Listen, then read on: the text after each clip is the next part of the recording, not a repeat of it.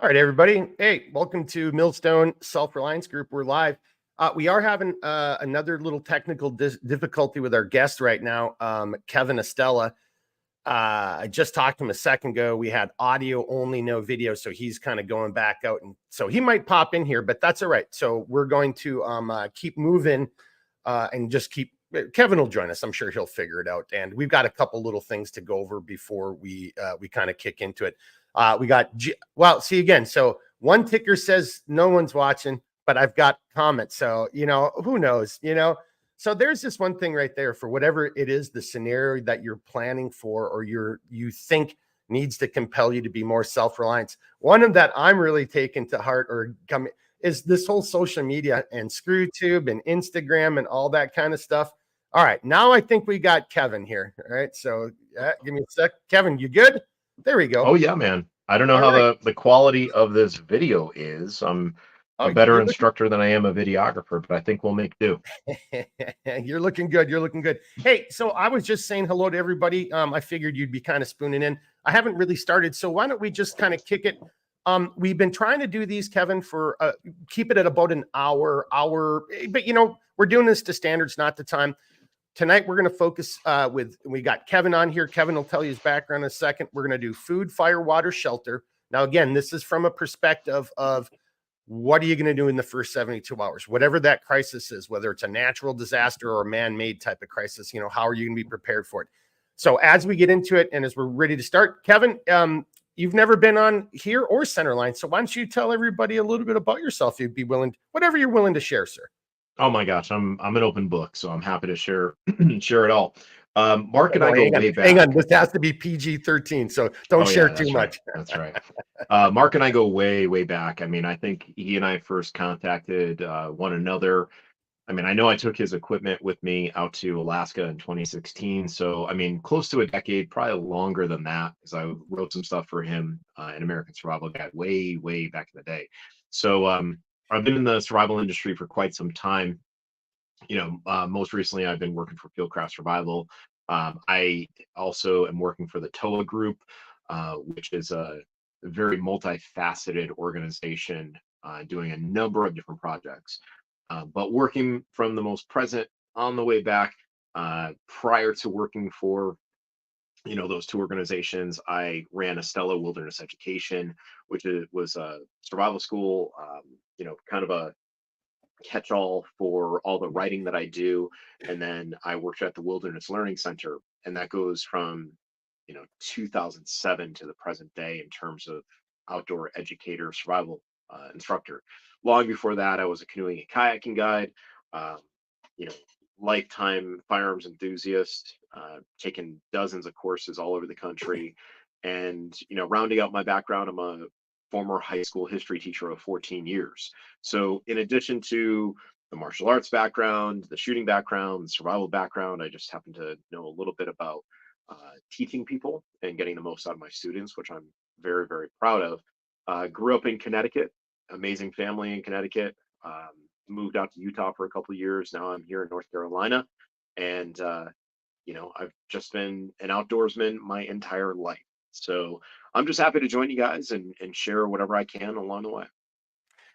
Well, again, you've got a great background in this, and what I wanted to do here for tonight, for tonight's episode, we wanted to, move this along. So this was a class I did 10 years ago, and Kevin, as you see the slides, and you've already seen the slide deck, it's kind of interesting. So to see what I was thinking and what I wrote, 10 years ago to where we are today. But on that note, so, and then going in background and full disclosure. So, Kevin, I'm not even sure, again, as you kind of said, we just kind of met each other on Instagram. Well, that's when Instagram was actually still fun way back in the day. I think you had some gear, but then and this is what I scrambled for. I thought I had set it down right here, but I didn't. But Kevin, now this is one of the versions of the KDC. Yeah, Kevin, I don't know if you're smiling, but Kevin had reached out to me a long time ago wanting, hey, I want a really small little fire kit. Now this is the very first one. I still have it to this day with that I did with the clip on the back of it. But we made, gosh, Kevin, I don't even know how long ago it was that we did that. But that's another way, how we came about and started really talking to each other. And I just want to throw that out. So, I wanted to have somebody other than me or Blake or Patrick as a guest for this section, just so you're not, bored listening to us all the time, but, because of Kevin's background. So I really wanted to have somebody like Kevin with his background, or somebody with a search and rescue who's had to go out there and rescue people who didn't take these things to heart, and they thought it was just a trip out into the woods.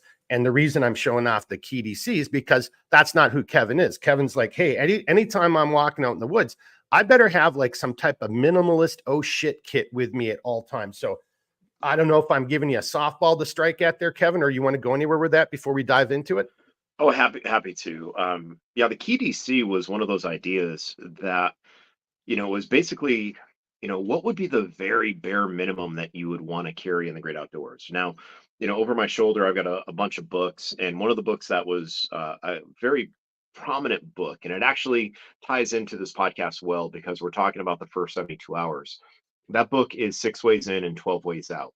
And in that book, the author describes what he calls the final option kit. Now, the final option kit was a handful of fish hooks, some fishing line, a single Tinder Quick tablet.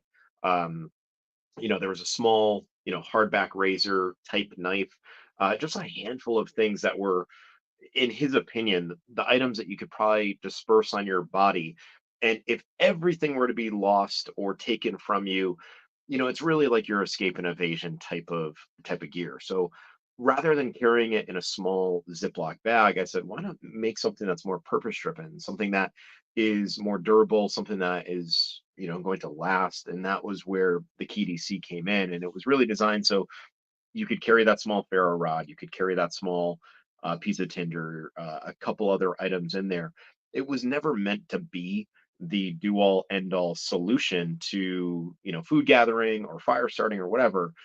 But assuming that you were going out for a run and all you're wearing is a pair of running shorts, or let's say that you are going to like the local watering hole, or fishing hole or whatever, visiting friends, it's like you throw it in the one pocket that you have available and you got a handful of items that can maybe solve some problem. So it's not meant to be everything, but it's better than nothing.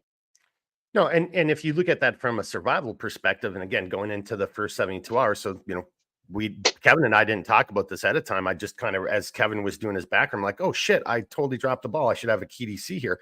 But to Kevin's point, if you're out there, and whether it's a 5 mile out and back, you're going for a run, or it's just a beautiful day and you're out with the family, you really, again, that whole self-reliance is about you being able to take care of a situation. So, we're talking food, fire, water, shelter tonight, but so, you're not going to get water, shelter. I mean, you can maybe get some food in here, just like, small little, like think of like energy drink tubes, a Fresnel lens, a signal mirror, a bunch of, all purpose, all weather survival matches, etc. You could even have a small little like scalpel type of thing, because there's a couple different companies that make that, and that could be in here. So it's really kind of, and I really like that final option kit, because the acronym is like, oh, fuck, so I better have that with me, right? My final option. Yeah, and All right. there's some great people out there that are creating this understanding of certain items that have priority. My good friend Jerry Saunders, he runs Corvus Survival. Jerry came up with something that he calls the "What's Important Now" kit. So imagine you fall through the ice. What's important now? Getting a fire going, right? Getting a fire going, Yeah. keeping dexterity in your fingertips. So I think whether it's the "What's Important Now" kit, the KDC, um, it's just an Altoid skin that, Doug Ritter popularized, putting all sorts of gear in. I think it's important just to carry a baseline of something on you. And like you were talking about, Mark, like it's not going to give you everything, but that little bit of drink mix, that little bit of salt. I Yeah. found that in teaching the courses, the long term courses where students are out for extended days in the field, what they crave the most are creature comforts like salt, right? Like something so simple that we take for granted. Imagine if you had an electrolyte tablet packet that you threw in there, and now your water doesn't taste, like bland drinking water. It's now something flavored. Well, that might give you the little extra boost or morale to keep you going. So I think there's definitely going to be more of these companies that are coming out there producing good products like that, that hopefully will change the way that we, perceive carrying items into the backcountry. Well, and that's actually a great segue because we're already kind of getting into the food and the food, fire, water, shelter. So let's just jump right into it, Hmm. Kevin. So, hey, before we kind of start, everybody, I just want to pop something up. This, so I'm going to show you something. It's a military acronym. I'm going to go over it, but for me, I just wanted to start off this episode and the following episode because we're going to be talking about some of this is going to be what type of gear, the gear in general, as Kevin and I were just discussing. So, like, hey, what are you going to put in there? A little packet of electrolytes, maybe a bullion cube. So, as we're going through this, there is this military. So, you may have heard me talk about the military decision making process before. This is slightly different. Let me bring this up to the stage here. And so, this is something called a Carver matrix. Now, its original intent in the military was very different. This was how you would, well, in special operations and in a unconventional warfare, it's really about how you're identifying a target that was inside of a host nation, that your adversary, and it was something that would help you figure out, okay, hey, we might only have one chance at this, so what are we going to do? So Carver, as you guys can just see, it's looking at criticality, accessibility, recoverability, recuperability. You guys kind of get that means vulnerability, effects on the populace. To me, that I say effects on you or the people with you, and that's what Kevin just alluded to. Hey, if you've got that little thing of electrolyte or that bullion cube, that crappy water now suddenly might taste a little bit better. And now your mind is still in the fight. You're still in that game during those critical moments. And then recognizability, you could have the biggest, brightest, shiny thing in the world, but if you don't know how to use it, well, then it's just a doorstop or an extra rock in your rucksack at that point. I'm just going to kind of skim over this real quickly, but why I wanted to do this is before we get into it again, it's really just designed to help you, the end user, take the emotions out of it. Now, you could do Carver X and add an X factor in there, like so. As Kevin just alluded to, maybe there is one thing that you want to carry with you, no matter what your readiness or your survival or your preparedness scenario is. Maybe there is one thing that for you just makes you feel armor plated or puts a smile on your face, like a harmonica, for example, right? It could be something like that. So you've got to look at this and weigh these things and make these determinations for yourself. But I wanted to share this with you before we started jumping into everything. Now, so this is kind of an example of what this would look like. Again, forget this. This is more of a military unconventional warfare, but you kind of see the gist of it. You're looking at targets and you're scoring them based off of these criteria. And again, then you can, hey, this is this. Now, the scoring might be a little subjective, but you're at least working towards an end goal. And then this last slide is just to give you an example. I just did this right before. Now, this slide I did add to the slide deck just tonight. Just because I wanted to have something other than critical infrastructure as targets, but like imagine a tomahawk, an axe, a machete, a fixed blade, a sandvik, right? So when you're looking at, well, what is that piece of gear that I'm going to take out? Let's say this is about fire and shelter. I'm going to bring us back because I know Kevin is already can see where I'm going with this. If you're looking at like, okay, should I have an axe? Should I have this? And I need a tool that's going to help me make my shelter and help me create fire. So, Kevin, I don't know if I left that up long enough for you to kind of comment on, but just one more time. So that's a tomahawk with a hammer on the back type of thing. And then a regular camp axe, a machete, a fixed blade, a sandvik, or some other tool. Do you want to kind of add to that, Kevin? I mean, again, we didn't discuss that and I apologize, but No, just to no, get it's fine. people. It's fine because there's no doubt overlap between, my background in the civilian world, your background in the military world. I would say that that index is constantly in flux too, because, in North Carolina, we could get by with really either a machete or an axe year round because the temperature doesn't really fluctuate all that much. I mean, it does get incredibly hot here, but I would say it's not like the winter months that we have up in Connecticut where I grew up, or up in upstate New York. So imagine upstate New York in the wintertime, the axe is critical because now you're able to not only create a more substantial structure, more substantial, like semi permanent camp, but you're also able to procure greater firewood. So that's going to burn a lot longer. versus the machete, which is more of a tropical or summer weather or environment type of tool. So I would say that that Carver Matrix, all of those ratings are they're never set in stone. It might be this is suggested at this day, this time of year, this location, but a And don't forget, machete, you, the person as well, your physical capabilities, and that's what Carver, like one of the things, do you even recognize this tool? Are you schooled? Are you skilled in using axe versus a right? machine? All of these type of things. So you're absolutely right.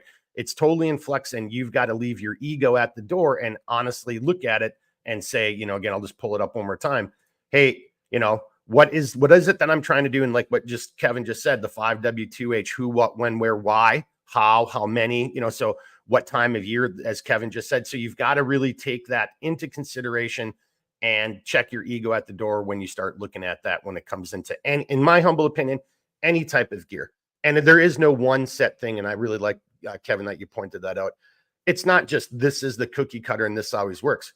Different time of year, different, part of the country, different region, different physical capabilities, different people in your group. All of these things have to be taken in consideration. Would you agree or disagree with that? Oh, for certain. One of my instructors, Tuan Tom Kyer, he always talks about the you should be able to take a tool to 99% of its capability. So imagine, I always say, like, put me behind the steering wheel of a Formula One race car, and I probably won't even be able to get that thing out of park and into like drive or, out of first gear. But watch someone who's highly skilled with that vehicle barely keep that thing on the track because they're driving it to 99% of that capability. The same is true with any of the other tools that we carry. Some people would say, well, I need a dedicated one-hand fire starter, but we all know that there are ways of using a traditional fire steel one-handed. You step on it, or you drive your knife into a log, you hammer down the pommel, and then you drag the ferro rod across the spine. Same thing is true of a pistol. Some people say 3 rounds, 3 seconds, 3 yards, but we know that the vast majority of drills are taught at 7 yards. And some people would say, well, a pistol is only good up to 25 yards, but the reality is with red dot sights now, I mean, I know that my training goes out to 50 and 75 yards with a pistol on man-sized steel.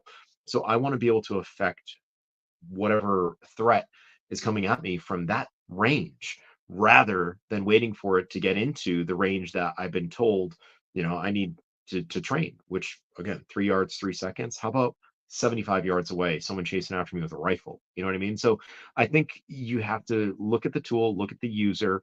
You have to look at the physical capability and also the mental capability because some tools require just brute strength and other tools require finesse.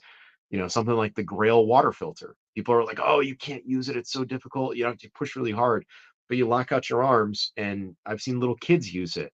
I just tested it this morning on a bathroom scale, and it takes, 50 to 60 pounds of pressure to run my Grail now. But I know that I'm a 220-pound man, and that's nothing for me to exert on a bottle. So I think you have to look at all your gear. You have to make good informed decisions, and that Carver Matrix is a fantastic way of addressing the items that you carry.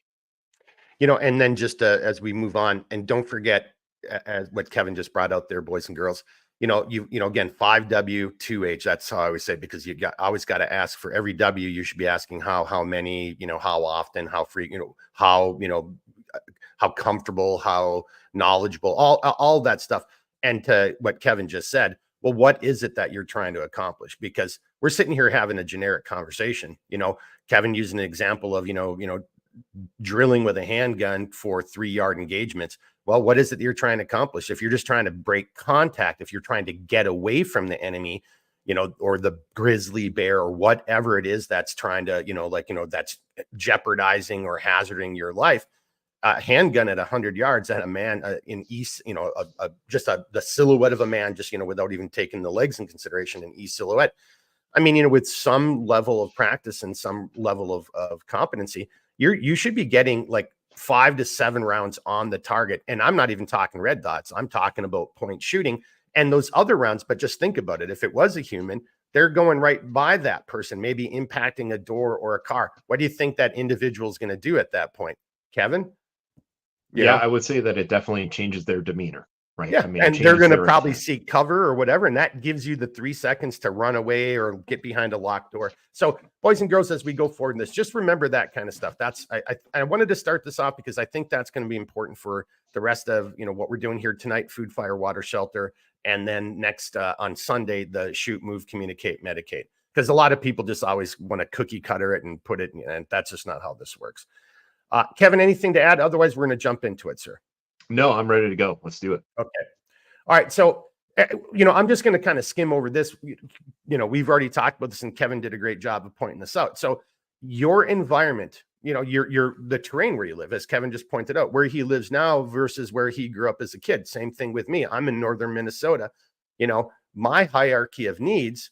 I'm less concerned about water up here, boys and girls. I mean, even in the wintertime, there's so much snow. It's the land of 10,000 lakes, not even to mention how many rivers. Like, you can't throw a stick without finding some water. Well, then your only question is maybe going to be, well, do you trust it enough to drink it, or do you want to purify it? Right. So, you might score shelter or fire greater than you do water, or conversely, it might be the exact opposite if you're in a desert environment or a very humid environment. So you've just got to think that stuff through. That's all I'm really trying to get at there.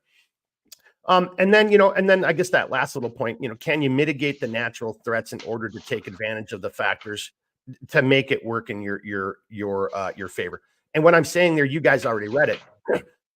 So, we're talking the first 72 hours. Are you bugging in or are you bugging out? And I'm going to throw this over to Kevin. So, like, hey, if you're saying, hey, I'm going to bug out, but you live in an environment where there's just a ton of, natural predators or natural threats, snakes, maybe you are, allergic to bee stings and you don't have an EpiPen, et cetera, et cetera. Well, okay, if that's the case, then, what do you think, Kevin? Are you really bugging out into a wilderness environment, or are you going out camping and not taking that consideration, or are you trying to find ways to mitigate those threats?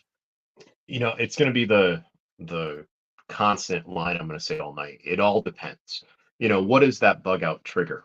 What are you escaping from?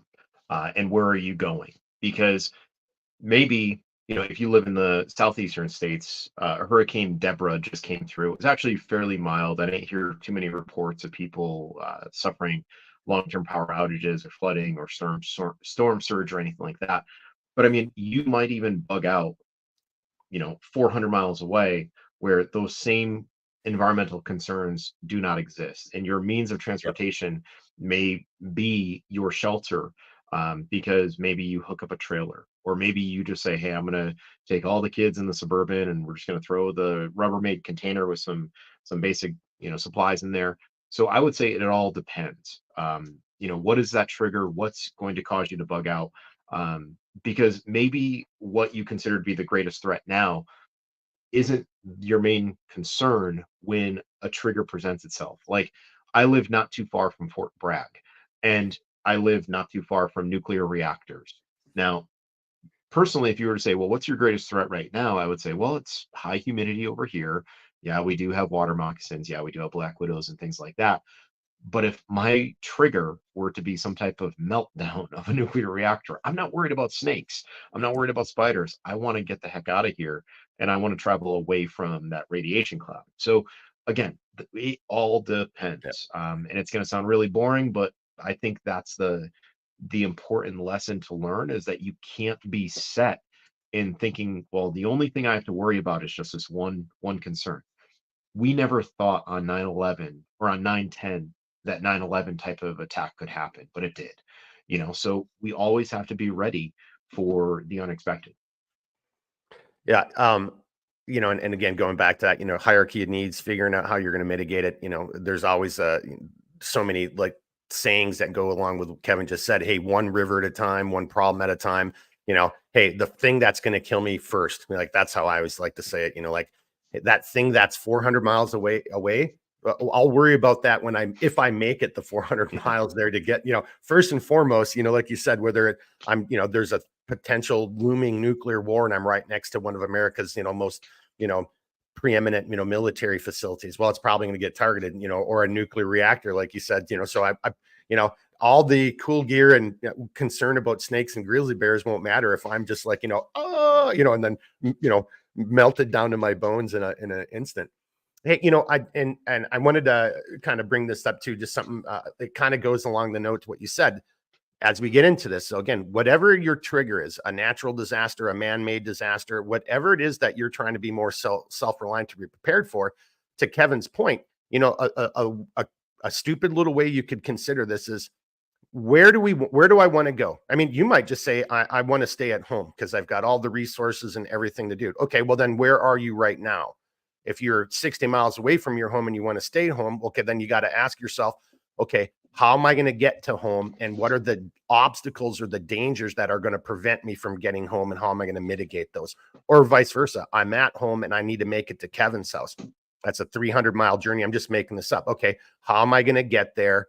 What is going to prevent me? What are the obstacles I'm going to have to try to mitigate on that as I'm heading that direction? So I just think those are just some common sense things. Just don't think it's cookie cutter and it's the movies. Where am I now? Where do I want to go? How am I going to get there? Because Kevin already did this, a little bit. He's talking about throwing the kids in the Suburban.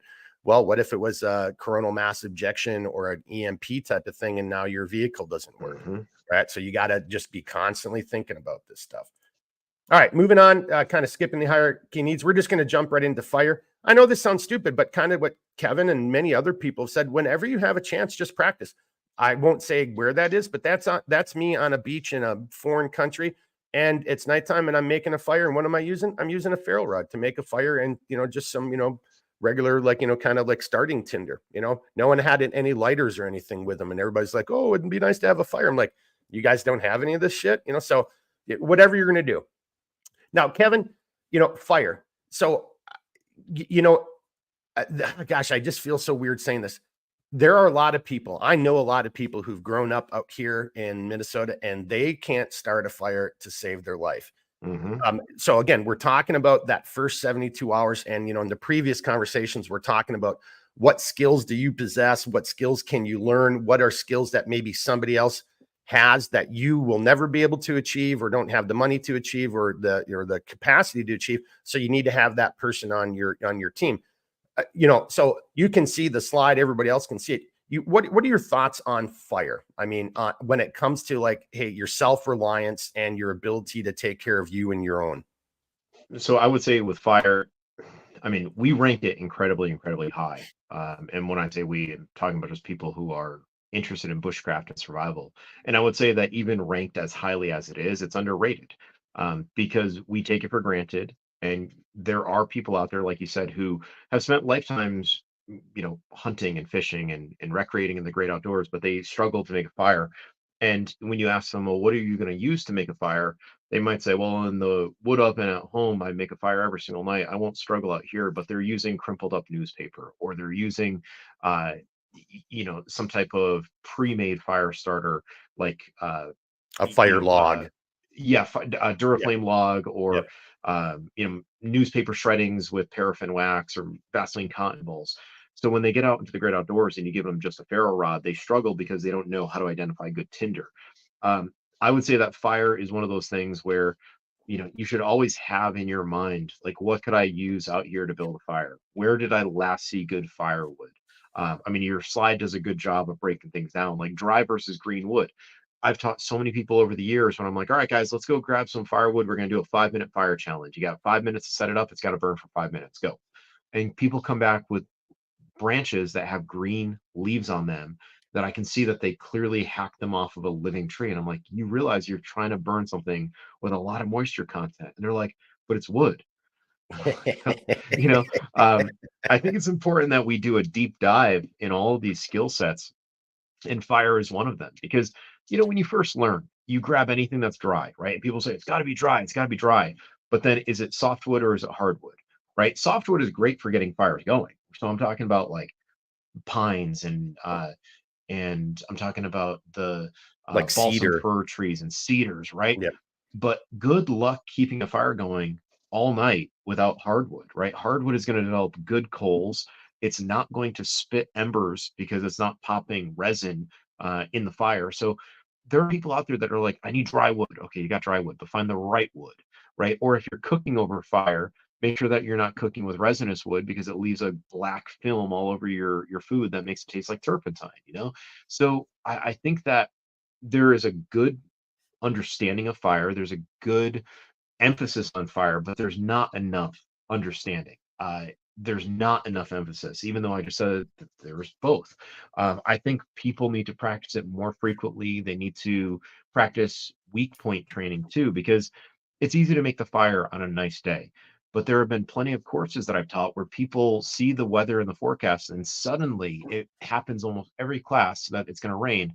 Oh, something came up. I'm gonna have to push my class to a later date. It's like, no, you just didn't want to go out in the weather, right? I've heard this every single time that I teach a class when there's bad weather. It's like you don't want to fail in the rain. I get it, but you're going to learn in the rain. You're going to learn that just the act of taking some of that tinder, shoving it in your jacket, walking around looking for your small fuel, medium and large fuel, and primary fuel, that's going to dry out that tinder inside your jacket. And now you're going to be able to light that fire in the pouring rain.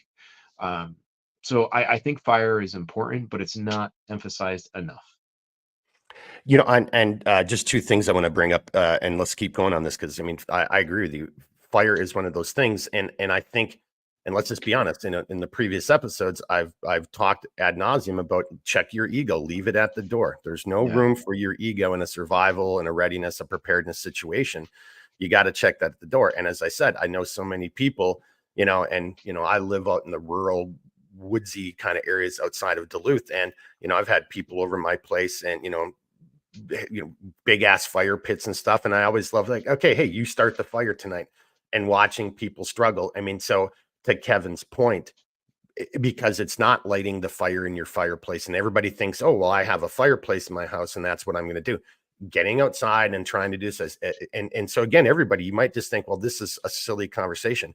No, it is not. I mean, Kevin is nailing it right there. It is probably one of the most important tasks that you can learn. And I just want to say this. I know some people on social media, and I've seen them getting attacked by, because everybody's just an asshole nowadays. Like, here's a guy in his backyard. He's not hiding it. He's in his backyard, and there it is. And he's teaching his son how to make fires. And everybody's like, well, that's bullshit. He's like, dude, we're practicing. We're maintaining a skill. Like Kevin said, hey, it's a shitty day. Okay, let's go outside and let's see if we can get a fire going today. With this, it's been drizzling all morning long. Can we go out and find the proper type of tinder? Do we know what we're looking for? Do we know where to look in the woods that are part of your environment? Every set of woods is different. I live in a boreal forest. You might have completely different types of vegetation and scrub brush and anything, the other items that you could use for tinder. You might have a whole lot more fat wood with a lot of resin, et cetera, et cetera. So I think, just that. So two things I want to bring back to you. So that was one, Kevin, is like, you got to know your environment, and you really should practice it. And you've just said it. And don't be afraid of practicing it. You should be out doing it. But the other thing is also the why behind the fire, because the type of fire is going to vary on what you're doing. Are you just trying to heat a small little like emergency shelter as you're moving, as you're bugging out, or as you were lost in the woods and you didn't have a tarp, so you find a fallen tree and you kind of able to throw some things, and now you just want a type of fire that's not going to burn down your shelter, but it's going to keep you warm inside, so you don't get hypothermia? Are you doing it for cooking food? Are you doing it for boiling water? Are you doing it so you don't get hypothermia because you just fell through the ice? Or are you doing it for signaling, like, hey, we've been here for 4 days, we're doing good, little Jimmy broke his leg, or I broke my leg, and so I'm just sitting where I am, and now I've used that time to get a signal fire ready. Kevin, you want to add into that right there? Oh yeah. So think of all the different types of tools that you have in your toolkit, right? I mean, you have wrenches, screwdrivers, you have pliers, things like that. Well, every fire is different. And the most common fire that you're going to see in manuals is the TP fire. And the TP fire is awesome. Don't get me wrong. Like, you build a fire a foot tall and it's going to throw flames 2.5 feet times its height, right? So 2.5 foot tall fire. It's great for warming the body. It's great for signaling, like you just mentioned. But try keeping a TP fire lit like that all night, and you'll find that you're burning a lot of wood quickly. And the way that I relate this to the layman is hold a match sideways, hold a match upside down where the flame is burning up, and you're just scaling that match to the shape of the fire lay that you've created in your fire ring. So there are the star fire if you're sleeping in a group. There's the long fire where you're actually creating a fire the length of your body that is designed to serve as like a blanket of warmth. There is the log cabin fire. There's the platform embrace. And not only that, there are different Dakota sizes of all stove. of these. Yeah, there's the Dakota Yep. fire pit, Dakota Yep. fire stove, whatever you want to call it. Yep.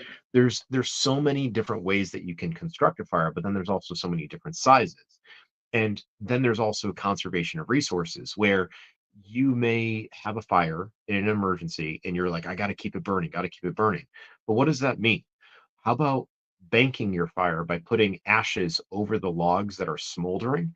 And as soon as you uncover them from those ashes and you introduce oxygen, airflow, the fire is going to kick up again, but you're not burning the wood at the same rate. So it's not just the shape of the fire, it's not just the size of the fire, it's just being wise with it too. Because I mean, let's face it, when I was a little kid, I definitely went in the backyard. I definitely built fires that had the neighbors walk up to the fence line and be like, "What are you doing back there?" And then me getting yelled at by my parents and you know, I'm stealing practicing matches. for survival. Yeah, stealing matches off the mantle and like lighting them and throwing them, and experimenting with fire as a kid. I say experimenting, I was just screwing around. But I mean, you have to learn to make the appropriate size fire. You got to experiment with it. You got to try it in all different conditions. And one last thing I'll say about this is, for the person who says, "Hey, I make that fire every single day in my wood stove."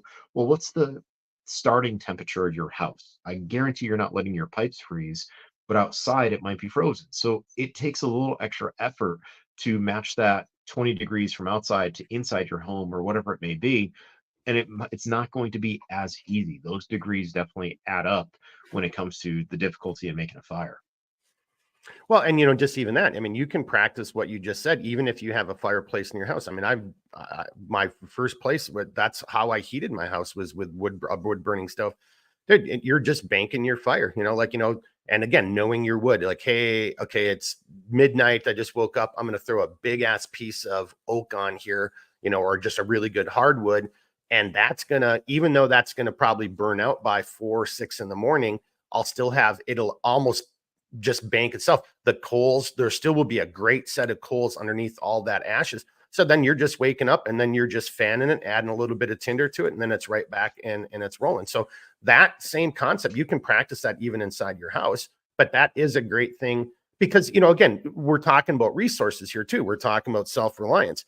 Okay, you've got a ferro rod, tons of, lots of opportunities to use that. Maybe you only have 4 survival matches. You might want to save those for something else. Maybe you have a Bic lighter or you've got a Zippo.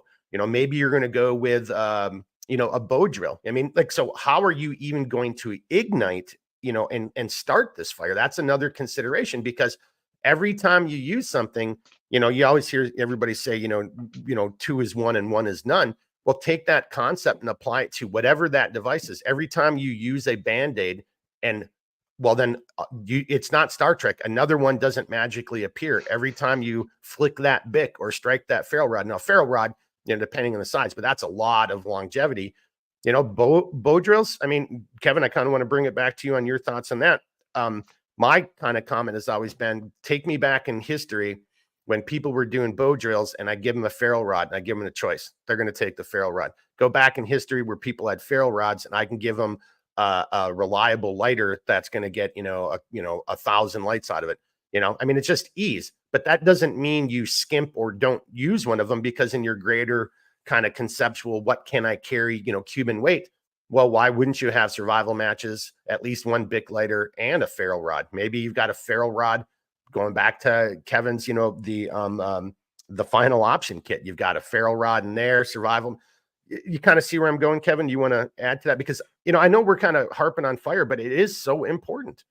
Yeah, I think it's easy to go too far down one road, right? I think it's so easy to say, well, I'm just going to carry the best gear, right? I'm going to carry the ferro rod. I'm going to carry the storm matches that are the Titan matches with Yeah. this much reactive chemical on the wooden stick, and it's like a miniature flare. I mean, I've said that in courses. Um, I think it's so easy to rely on gear, but then I also think it's easy to go down the other lane in that road and say, well, I have all the skill in the world. I don't need that fancy stuff. And the reality is, you need a blend. When I teach a survival class, I blend traditional bushcraft, knowledge of the great outdoors, understanding from doing primitive skills with the correct modern gear.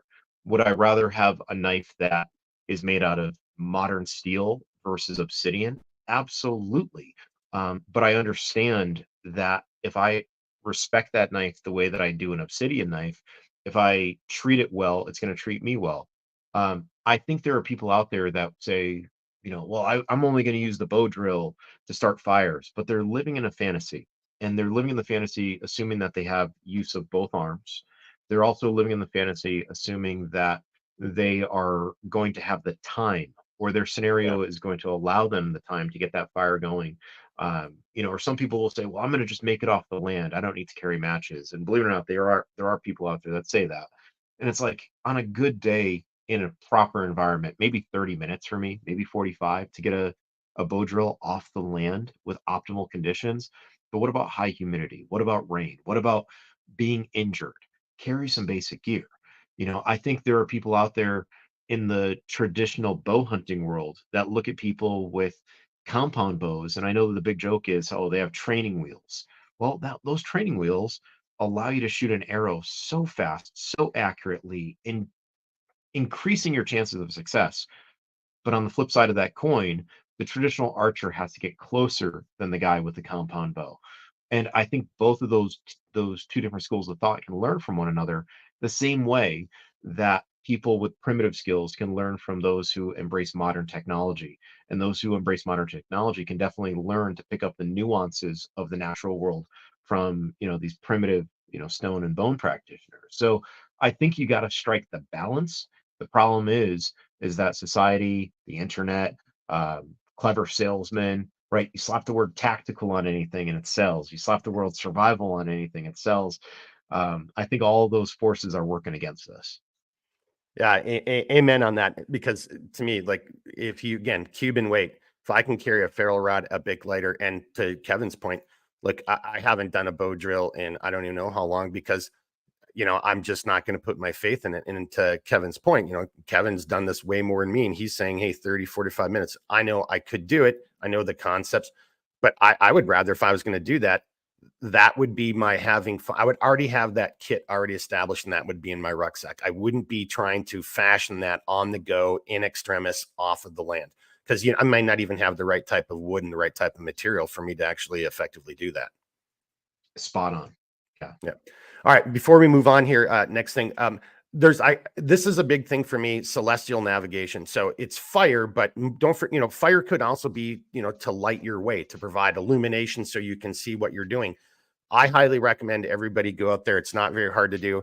Learn your moon phases, learn the lunar cycles, because that's also your stopwatch. That's your compass. There's so much that you can add to it. So it's not really fire, but when I did this, I threw it in there because it is illumination. It is traveling at night. If that is a consideration for you, again, bugging in, bugging out, and if you take it into the more tactical kind of perspective, well, okay, well, there's some things that you're going to want to do at certain times of night, depending on what that moon phase is, based on, do you want to be seen or do you want to be more sneaky? And then conversely, hey, is this the time when somebody could be sneaking up on me because it's really hard to see? Or is this the time where, if somebody comes, right now, I'll see him because it's a full moon or it's a quarter moon, or, and then again, add your environment to it, snow, water, they all have the reflective properties, X, Y, and Z.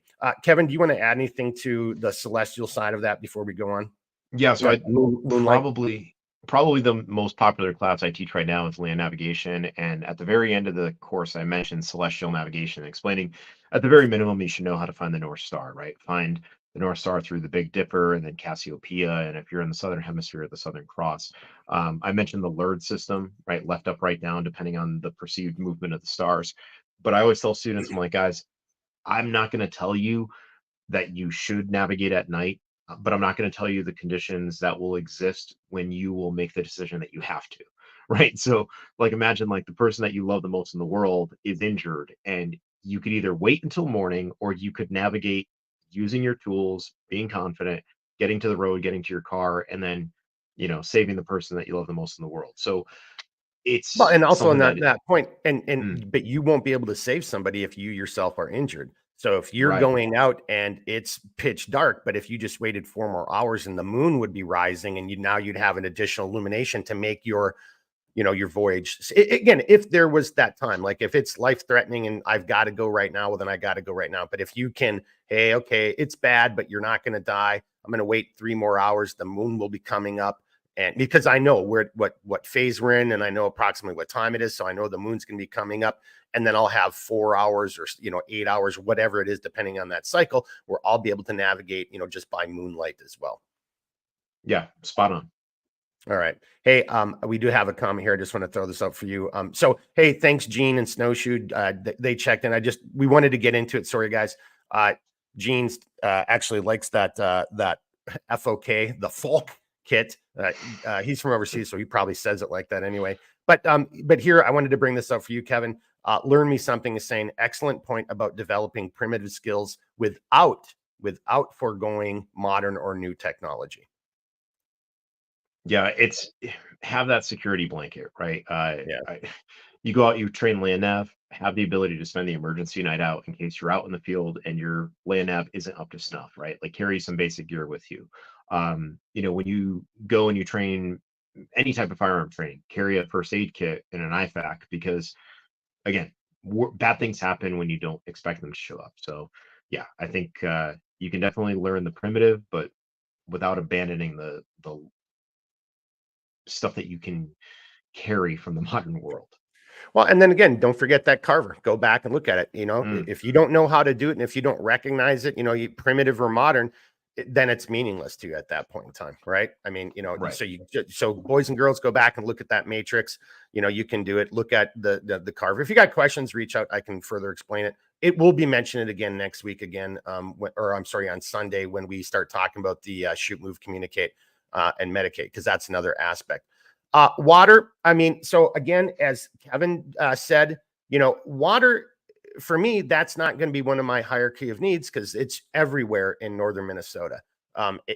My concern there would be how to protect myself from it, especially if it's like 40 degrees, because that's potential hypothermia, or it's somewhere between 0 and 30 and I'm getting wet or I'm sweating. So that'll go into clothing here a little bit, but water.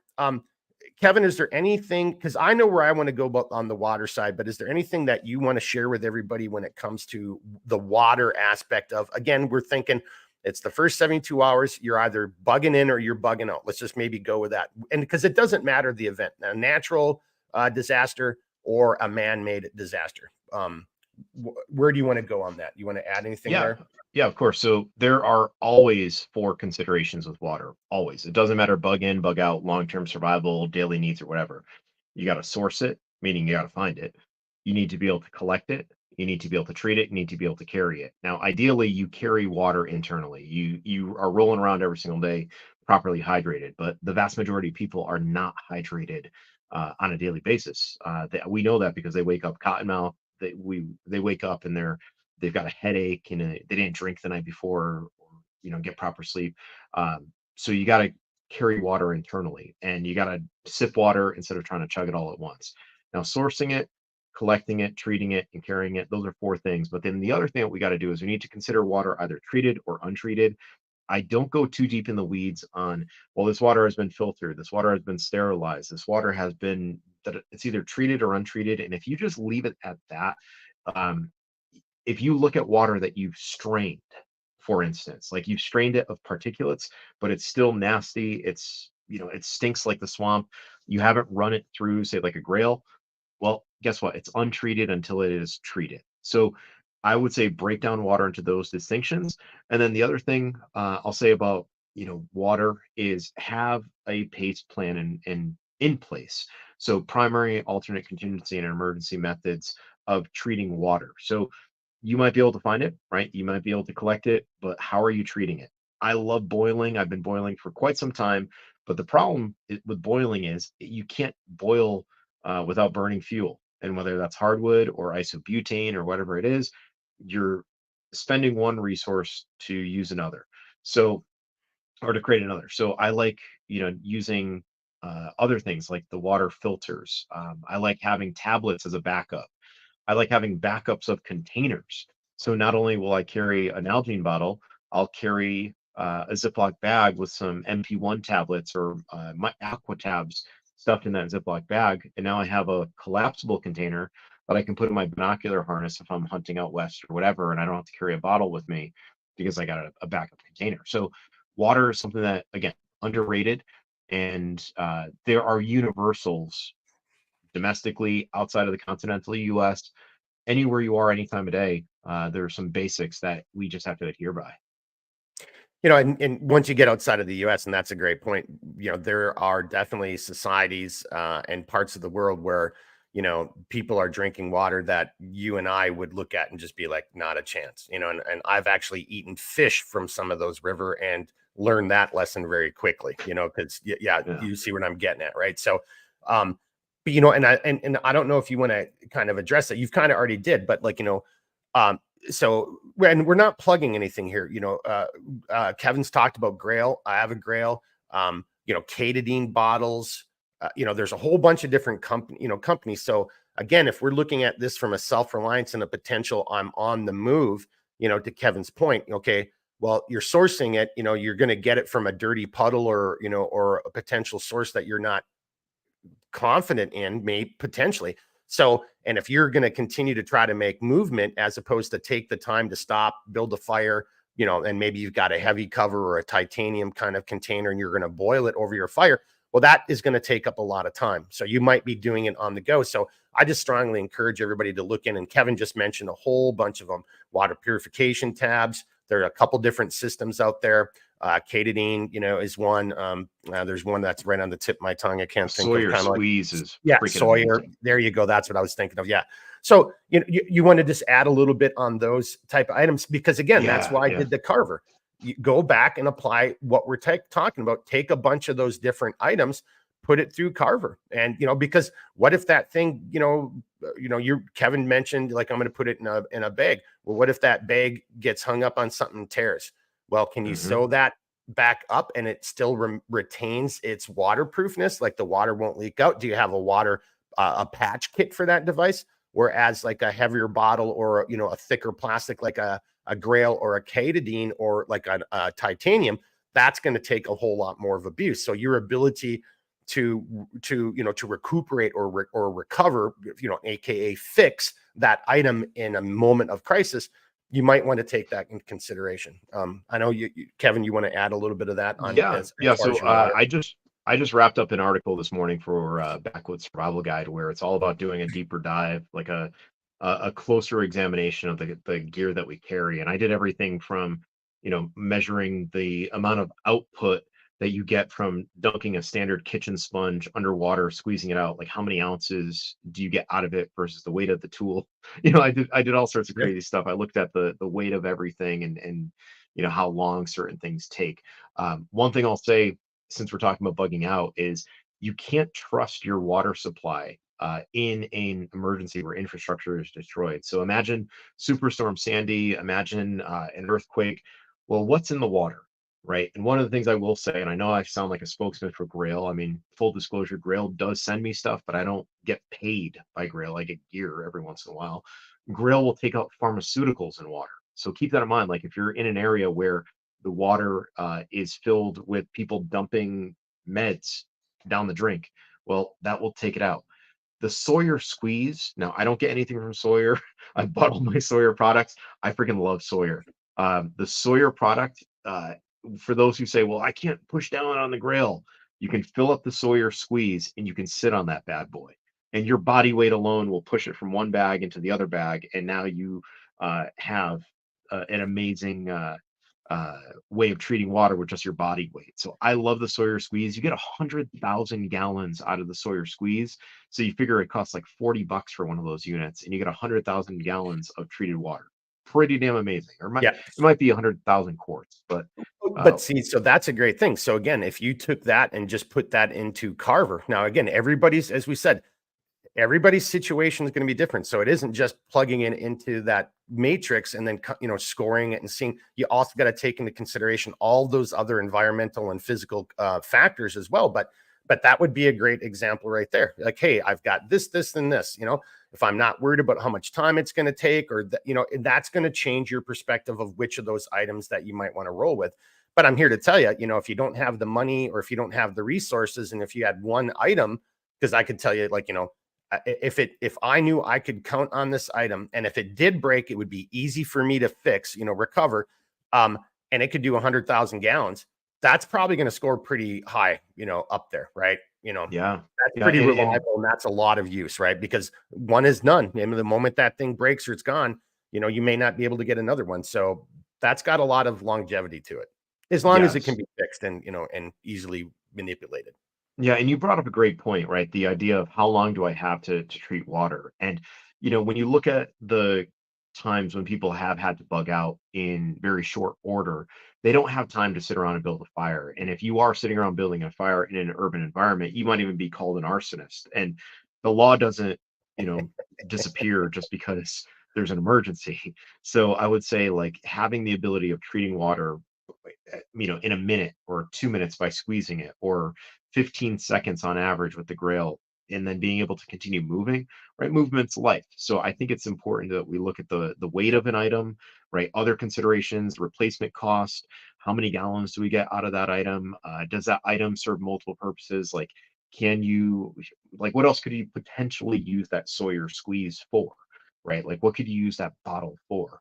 You got to look at all those different considerations when you're choosing your gear. And then the other thing I would And say is, yeah, go ahead. just because you brought up a great point, even if you just have a bullshit plastic water bottle and you've got your Grail or your Sawyer, and you're putting that into the water bottle, and that's what you're drinking on the go, right? So hey, I need to pause anyway. Here's a water source. I need to eat some lunch, do some foot maintenance. I'm gonna top off all my water, and then I'm gonna drink from this water bottle on the go. But to your point, well, then down the road, if I needed to, I could dissect or take apart that water bottle, and I could use that for so many other things, right? I could find other ways. I mean, I could just cut all that material super thin, and now I've got some additional cordage I might need, or X, Y, and Z. So I just wanted to throw that up because, yeah, don't just, going back to what Kevin said earlier, if you can do it, why wouldn't you have like a Katadine, so you could just dip it and then drink right from it? Nalgene makes one, like a lot of companies Hmm. make that. Grail's kind of similar, same kind of concept. And then still have the Sawyer. So when you're sitting down, like, hey, we're going to have to sit here, stay here for 2 or 3 days, maybe do some foraging or some hunting. Well, then now your Sawyer is your water production. And then the other one is you're more on the go while you're moving.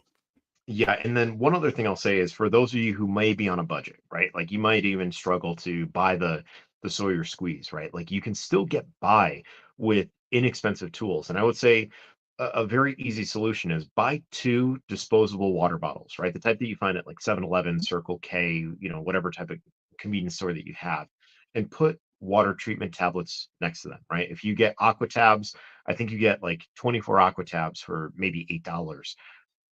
Build the habit of having 2 quarts, and you consume a quart every half hour. You treat every half hour. So you have a rotating kind of system going where you set your watch to it, you drink one, and by the time that you're done with that one, the tablet in the second one has already reacted. You fill up the next one, and now you have one that's reacting and one that is that you're going to draw from. And that's a very simple way of rotating treated water, assuming that you can find water again from point Yeah. A to point B if you're on the move. But it doesn't have to be uh, difficult. It doesn't have to be a chore to treat water. If you treat one as you go, by the time that you're ready for the next one, it's already ready for you. So there's a solution for every budget. Well, and everybody, don't forget, water is weight. I mean, so if you think, I've heard people like, well, I'm just going to have a 5 gallon water. I'm like, dude, you know how much that weighs, man? Really? Okay. All right, brother. Like, that's a technique if you have a vehicle or if you got a cart you can push it in, but you're not walking around with, man, I've had it. 40 pounds. Anyone who's been in the military has had to do this before, where even if you're in the infantry, even if you're out in the woods in the field, at some point in time, you've been tasked, the first sergeant shows up and you're grabbing 5 gallon waters, and you're just even moving them from that resupply location to where your positions, let's say you're in a defense or whatever, or even if it's just an admin, type of facility. And that shit's heavy, throwing that in your rucksack. It's not fun. You don't want to be doing that, and that's going to have a whole nother set of considerations, like how fast you're going to be able to move and what's the wear and tear on you. Yeah. All right. Water's life, but it's also the bear that you carry around. Yep.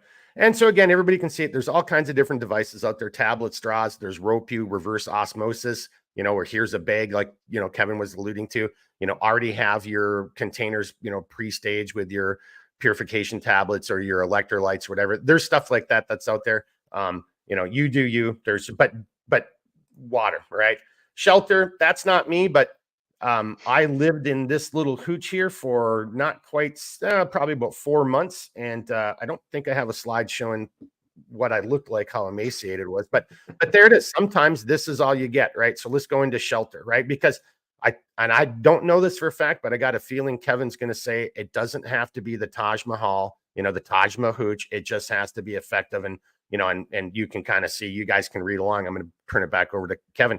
But when you're thinking about shelter and you're thinking about that, hey, it's the first 72 hours. If I'm bugging in, well, I've got 4 walls and a roof, right? But maybe that 4 walls and a roof, given the circumstances of whatever that compelling factor is, again, man-made or natural, maybe there's no more electricity. Maybe there's no more, natural gas coming in, whatever, maybe I don't have the ability to generate any type of heat. So maybe I've got to look at some other type of shelter. So even your more robust shelters, depending on the circumstances, may not give you all the amenities that you think they do. Kevin, I'm going to turn this over to you and let you kind of run with shelter. All right.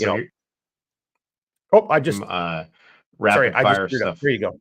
Yeah, so here's some rapid fire stuff about shelter. We talk about a lot of rules of three in survival. You can survive 3 minutes without air, you can survive 3 days without water, 3 weeks without food, right? 3 hours exposed to the elements. People know those rules of three, but there are other rules of three that exist in the natural world and the survival world, right? We know that all fights come down to force, timing, and space. Only three variables in any fight: force, timing, and space. We know that cordage, length, strength, flexibility. We know that when it comes to survival shelters and shelters in general, you need something that you can sleep inside of, over, and under. And the easy way to remember that is IOU, right? Shelter is IOU. What are you sleeping inside of, over, and under? And unless you have all three of those components, there's a chance that you're going to have a miserable night out in the great outdoors, or a miserable day if you're hunkering in trying to avoid the weather, right? Like, you could have something like a sleeping bag and you could have a sleeping pad, but if it's pissing rain, then you're going to be getting drenched, right? You have two of the three components of a shelter, but not all three. Now, as far as shelters are concerned, there's only 4 types. There is a heated or a temperature controlled shelter that's open. There's a temperature controlled shelter that's closed. There is a shelter where you cannot control the temperature that's open, and a shelter that you cannot control, or you can control the temperature and it's And open. it's So, closed. or I'm sorry, enclosed, right? Yep. So you have, say, like a backpacking tent. Backpacking tent is a closed shelter, no fire.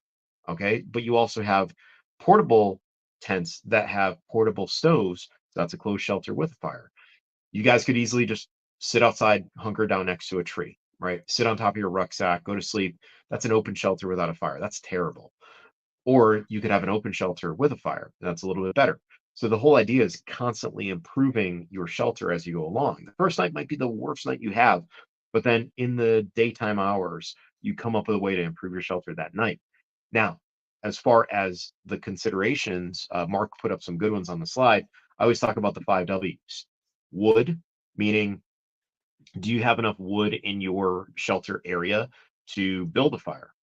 Where is the water? And that water is not just the groundwater, but where is that water when it rains? Where's that water going to land? Is it going to land on you? You have widow makers, okay, which in a wilderness environment, those are the tree branches that get hung up, or the dead standing trees that are shaking in the wind. But in an urban environment, especially one that's been riddled with some type of urban unrest, that could be any number of things that are falling on you in the middle of the night because society's crumbling. Okay, so you have those, but then you also have the wind, right? Where is the wind? Because if I put my shelter into the wind, well, now let's say I'm using an old school tube tent, that wind is blowing right through my shelter instead of around my shelter. So always pay attention to the wind. And if you're in a hunting camp, know where the wind is because you want to make sure that you're not spooking animals. The last one are the wiggles. And those wiggles are the ones that I've talked about earlier, right? Black widow spiders, brown recluse spiders, fire ants. The first time that you guys experience fire ants, you will remember that experience. And remember, even if it's raining and you're in a puddle and they're in the puddle, they're swimming and they're going to find you and they're going to burn you. So wood, wind, water, widowmakers, and wood, wind, water, widowmakers, Wiggles. and what's that? You said wiggled. Yeah, the wiggles. Yeah, there you go. So Yep. those are the 5. Wiggles. It's been a long day, man. I've been up since 5 o'clock writing. But yeah, there's so many considerations with shelter. Just make sure that you are addressing the basics. And like Mark said, the shelter that you want isn't the shelter that you're going to probably end up with. You have to realize it's not going to be as comfortable as home, but it'll satisfy basic human needs. And my other kind of addition to that, and I'm sure Kevin will add into it, everybody's environment is going to be different. But if you are a student of your environment, if you spend time out in the woods, hunting, camping, hiking, fishing, you kind of you understand that general sense. Hey, in the evenings, the wind always picks up and it comes from the west, kind of going to what Kevin just said. That's also going to, what type of wood you're burning, where that smoke is going to be, because maybe you are concerned and you don't want smoke. Maybe you do want smoke because you want to be able to signal. So you got to look at those wind directions, and then your terrain, are you on a southern slope, a northern slope? And if you're too far down, what does cold air do? It sinks. So, you got to, there's a lot of environmental considerations when you're looking at your shelter. And again, are you bugging out or bugging in? If you're bugging out, if I've got 3 days to, make it 60, that's going to really determine, how much time I'm taking out of my, whatever this movement phase is, to establish shelter. And it might just be a miserable 3 nights. And if you've ever been in the military, especially in the, infantry, or if you've done that type of hunting and camping, well, that's just part of it. Sometimes you're just miserable, and it just is what it is, and if you have to wake up at, 0 dark 30 and get moving again, just to keep yourself warm, and dry off some of those clothes with your body heat, well, that might be what you're doing too. So, I guess in shelter, I didn't want to spend too much time on it, but it is important, but don't overthink it. Well, and then to Kevin's point, I mean, and I guess I should have said this, I hate friggin' snakes. I hate snakes. And he said water moccasins. I hate snakes and alligators. Think of your environmental considerations, right? And what creepy crawly or wiggly thing, or otherwise I'm kind of hungry and I want to digest you thing might try to find its way into your shelter, right? Yeah, Maybe and to that point, right? Everyone is concerned with like bear bagging. At least backpackers are. They go into the woods and they're like, "Well, we should put up a bear bag," because there's bear that are going to come into this area. I can't tell you how many times I've seen a bear come into my camp, other than one time in Alaska where it destroyed the raft and it bit a whole bunch of stuff. We got some cool photos, but I can tell you countless times where I've seen mice go through bags yeah. that have been left in common areas of, someone's trail mix or whatever. Sometimes your greatest threat with your shelter are not the creatures that you fear the most. They're the creatures that you're never going to see. They're just going to come by. They're going to chew your, this one goes out to my buddy Jim. They're going to chew your fly rod line and destroy your fly rod line in the middle of the night. They're going to destroy your sleeping bag because you spilled a little bit of food on it, and now they're just eating the outside of the bag but exposing all the fill. So be forewarned that it's not always the critter that Hollywood has made us worry about, right? Whether it's the meth gator or the cocaine bear or snakes on a plane or whatever. Like, we got to worry about the little guys that are going to be the most commonly found in a camp environment, urban environment, wilderness environment, whatever. And, and I hadn't thought about that, but, if you're going to be there for a period of time, that's where you're going to rest and recuperate and fix gear. That's giving even more of an opportunity for those type of animals to invade your area. And then that's also potential disease. I mean, and that's, yeah. and we'll get to that a little bit later, but all right, moving on here, clothing. And I'm just doing this. So that's my brother from another mother, but so we're going to talk about clothing. So you can see it's inclement weather. This person has rain gear on, because that person is static and just sitting there. Me, the guy on the right, you can see I'm basically down in just my rolling gear, and look how wet I am because I was moving. I was, so if I was wearing that rain gear, I could have actually become a heat casualty for all the physical exertion I was doing. So on the clothing for me, and this is where I'll start. And again, Kevin's the resident expert. You know, having done this stuff though, many times in my life, both as a kid growing up or in the military or the agency, for me, it's always head to toe. I mean, I don't know how you look at it, Kevin, but I just look at clothing just like fire, just like everything we're talking about. I've got to take I've got to do the whole spectrum, the whole 9 yards when I'm thinking about my clothing, especially if I'm going to bug out, what we're saying. So again, natural disaster, man-made, what are you trying to do? Are you trying to go 400 miles? What's your method of conveyance? So that clothing to me is an important thing. Your environmental considerations, the time of year. And here in northern Minnesota, like if I was trying to bug out and make it 400 miles, to be where I needed to be, well, by the time I get there, what's going to be happening, boys and girls? It's going to be October, November. And so this little t-shirt I'm wearing right now is going to be absolutely worthless for where I'm going to.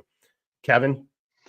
Yeah, Morris Kahansky said that you should never leave the house without clothes that you could spend the night in, right? Like hunker down next to the side of a tree, spend the night in those clothes comfortably. So it doesn't take much to throw an extra pair of socks in your bag, right? Like every single day, I have a small bag inside of my day pack that I carry, and I have a spare set of socks. I have a windbreaker. I've got a couple extra layers. I've got a wool watch cap, and I've got a cheap pair of old school like aviator gloves that people say, well, why do you carry gloves with me? And it's like, well, I've been around plenty of campfires. I take something off the fire, or I handle something, I cut my hands. Like, you got to protect your hands. Clothing is head to toe, but people are so quick to say, well, I got to maintain my core temperature, but they're not checking out the head, Yeah. right? Like, I think of the head as part of the core. You got to take care of that.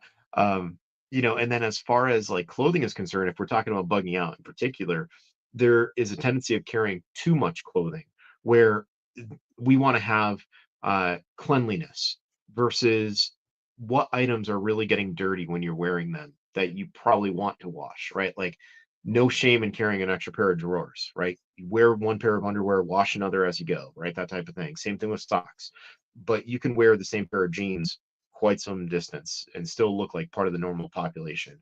If you don't Yeah. want to wear jeans, yeah, go ahead. Just for me right there. I mean, my comment would be like, even when you're wet, if you've got something or you've got the ability to fire or a place to shelter, you can always get that core temperature back up, especially if you're spooning or got a buddy, you can do that. But but underwear and socks, and this is kind of jumping ahead to the medical side of it, man, if you're not taking care of your groin area and your feet, you will probably find yourself to be a cat, especially if you're moving long distances in a wet or humid environment. I mean, crippling blisters, crippling crotch rot, crippling blisters, and and rash in your genital area, your groin. That's a big deal. I'm glad you mentioned that. And like you said, hey, for me, I'd be like, I'd have probably more socks than I had more of anything else because hey, I just took these off, whatever, tie them to the outside of your rucksack, let them, hang dry, put them inside, in your blouse or your thing and have part of it down, your armpit, so they can dry. Yeah, I would have socks and again, a hat, obviously, but socks and underwear, I think people overlook that, Kevin. Yeah, another thing that people overlook are proper rain pants. Like I've seen so many people show up on courses and they're like, "Well, I've got a poncho. I'm going to be good in the rain." And the next thing you know, their legs are soaking wet, their feet are soaking wet. Yeah. And I tell them like, "Look, a poncho is great if you're sitting down, stationary. Poncho's okay if you have rain pants, but make sure that those rain pants extend over your boots and don't let the pant, cuff go above your ankle, above your boot because it's going to funnel it right into your boot." And they're like, I never thought of that. I'm like, it only takes one time to wear a poncho incorrectly to realize, damn, this thing is pretty terrible. Well, So I think, yeah, go ahead. no, continue. Poncho. Yeah, so ponchos are those items that great multi-purpose item, and as much as possible, we should carry multi-purpose items. But if you string up a poncho as a shelter and it's raining and you got to leave, well, now you're not able to leave without your shelter. So I think it's important that you carry purpose-driven gear and you carry gear that makes sense. Back in the day, the whole idea was like if you fall through the water, through the ice into the water. You can dry out your clothes by, wringing out your underwear, drying those quickly because they tend to dry fast. Then have you something dry on you, you can dry out the mid layer and the final layer and that type of thing. Now the whole mentality with modern clothing and modern technology is walk yourself dry, which it sounds intimidating until you try it. Where, like you said, if you had on that rain gear that your brother from the other mother had on as you're moving around, your body heats up. Well, Yep. imagine you fall through the ice or you get soaked, put that gear back on, you're still going to cook in that gear, but you got to move. You got to have the ability to move. So the clothing, I think, is another uh, consideration that, people say, well, my grandfather wore white socks, and it's like, I would rather you carry better socks. Your To your point, your feet are going to suffer if you don't have good protection for your feet. So clothing's super important. So just for everybody watching, now with us live, or if you watch this later, we will actually have an episode, and I might even just do it over on Centerline Systems. I'm not 100% sure, but foot maintenance and foot care. And you're absolutely right. I just think that's just like, oh, I'm just going to throw on some, and I'm just going to do this, and it's like, yeah, that's not how that works. That's not how that works at all. The one last thing I wanted to kind of bring over to you is where I've got the natural versus synthetic. We just kind of talked about that. Mm. You again, looking, boys and girls, we're not trying to tell you to buy this one thing or buy this other thing, but you've got to really sit there and do your research and figure it out. I mean, to Kevin's point, if you're wearing white, like gym socks, and you think you're going to go 20 miles, well, you know what? Hey, maybe that's your superpower. Maybe you won't get a single blister. I've never seen it in my life, but maybe that's your superpower. But Kevin, back to something you said about fire, like if you're around the fire, and again, this might be the only piece of gear you have. So when you're going through your consideration, some synthetic and some other type Mm. of bags, like sleeping bags or jackets, if they get that ember from the fire. So if you don't know what type of wood you're burning and it's popping and sending out sparks, well, that actually, you kind of see where I'm going with that type of material, with, again, the consideration for it, how it gets wet, how it retains heat, how it can fend off fire versus natural like wool. You got any pointers or comments you want to share with anybody on that? Or Yeah, maybe a never for personal story, but judging by your smile, I think you got a couple personal stories. Oh, I've seen it so many times in the woods where people forget that they have synthetic fibers on, or a blend of the two, like you're supposed to, right? Like we all know that wool is amazing around fires. Wool is not fireproof, but it won't burn as readily as, say, something nylon. So people will have wool pants on, but then they'll have synthetic mid layer, and they're next to a fire and the wool isn't reacting, but the metal, I'm sorry, the synthetic in the middle is, so I've seen stuff like that. I'll say this about some of the fibers. Fiber technology is amazing. Years ago, the idea was if you had a down sleeping bag or a down jacket and it got wet, you're screwed, right? Like the down fibers, when they get wet, they're terrible, terrible. They're very, uh, susceptible to moisture. Well, now there's something called down tech that treats down fibers, and it basically makes it highly water resistant. And now you have to decide, well, do I want to carry down tech as like a jacket, or Primaloft? And Primaloft is a continuous filament. It's water resistant. Like I could pour water in my hand on a bundle of Primaloft insulation and it will bead right off. So you got to think about what you're going to carry. The blend is super important. Yeah. And to Mark's point about like the white socks, now, and like you're going to get blisters, think about how there are companies out there that have studied the human foot. They studied the human foot more than some doctors ever will, and they've decided like, okay, this is a wear point. This is a spot that needs extra compression around like the instep and XYZ, right? And there are socks that are designed for every single purpose and every different type of boot. So light hiking, backpacking, socks that are designed to be worn with muck boots. Yep. There are Rock socks. hopping. Yeah. So like you think about it, guys, right? Like you spend so much time trying to match, if you're a fly fisherman, right? Matching the hatch to what's out in the water and trying to catch fish. And you're so particular about that. Or maybe you are so particular about like, hey, I want to make sure when I go out into the great outdoors, I have the right jacket for, this particular, environment in terms of camouflage or whatever. Well, use that same level of scrutiny for all your items of gear. Going back to that Carver matrix, what is the best sock? What is the cost of that sock? When I used to work in outdoor retail, we had this one company come in. I won't name it, but we had this one company come in, and a person that I worked with said, "Man, your socks are really expensive." And all the guy said was, "Think of it this way: yeah, our socks are $40 a pair. That's $4 a toe insurance." Guess what? It sold me. I was like, I'm using that line for the rest of my life. Um, and it's true. Like, yeah, you buy two pair of socks, that's $80. You probably only need two pair of socks when you're doing this, 72-hour bug out or traveling that distance. Again, wear one, wash one. Good equipment lasts. And the last point on Mark's slide over there was the ability to repair. Good equipment is not going to fall apart as readily as cheap equipment, right? And clothing is the same. I still have a freaking Patagonia like Capilene base layer shirt from when I was 19 years old. I'm 44. I still have that shirt. I still have photos of that shirt, and I'm still wearing that shirt, and it's still lasting. So good equipment will last a lifetime. You just got to invest in it. And that's it right there. I mean, yeah, and you're gonna pay for it. But so again, but at Carver, well, maybe you don't have the funds to do that. Well, then so even though that scores higher, but maybe that puts it a little bit out of your reach. So then you have to make your own decision. Save up the money and try to get that, or suffer the consequences and then try walking 20 miles with white socks on and see what happens. All right. We're doing good here. If you don't mind, let's just keep going, right? Because Yeah. we're kind of done on the clothing. Now we're going to go into the final aspects of it here, boys and girls, and we're going to talk about food. And food, you can see that's food. Whether you think it's palatable or edible or not, that's food, and you might be existing off of and living off of something like that for between 4 and 6 months.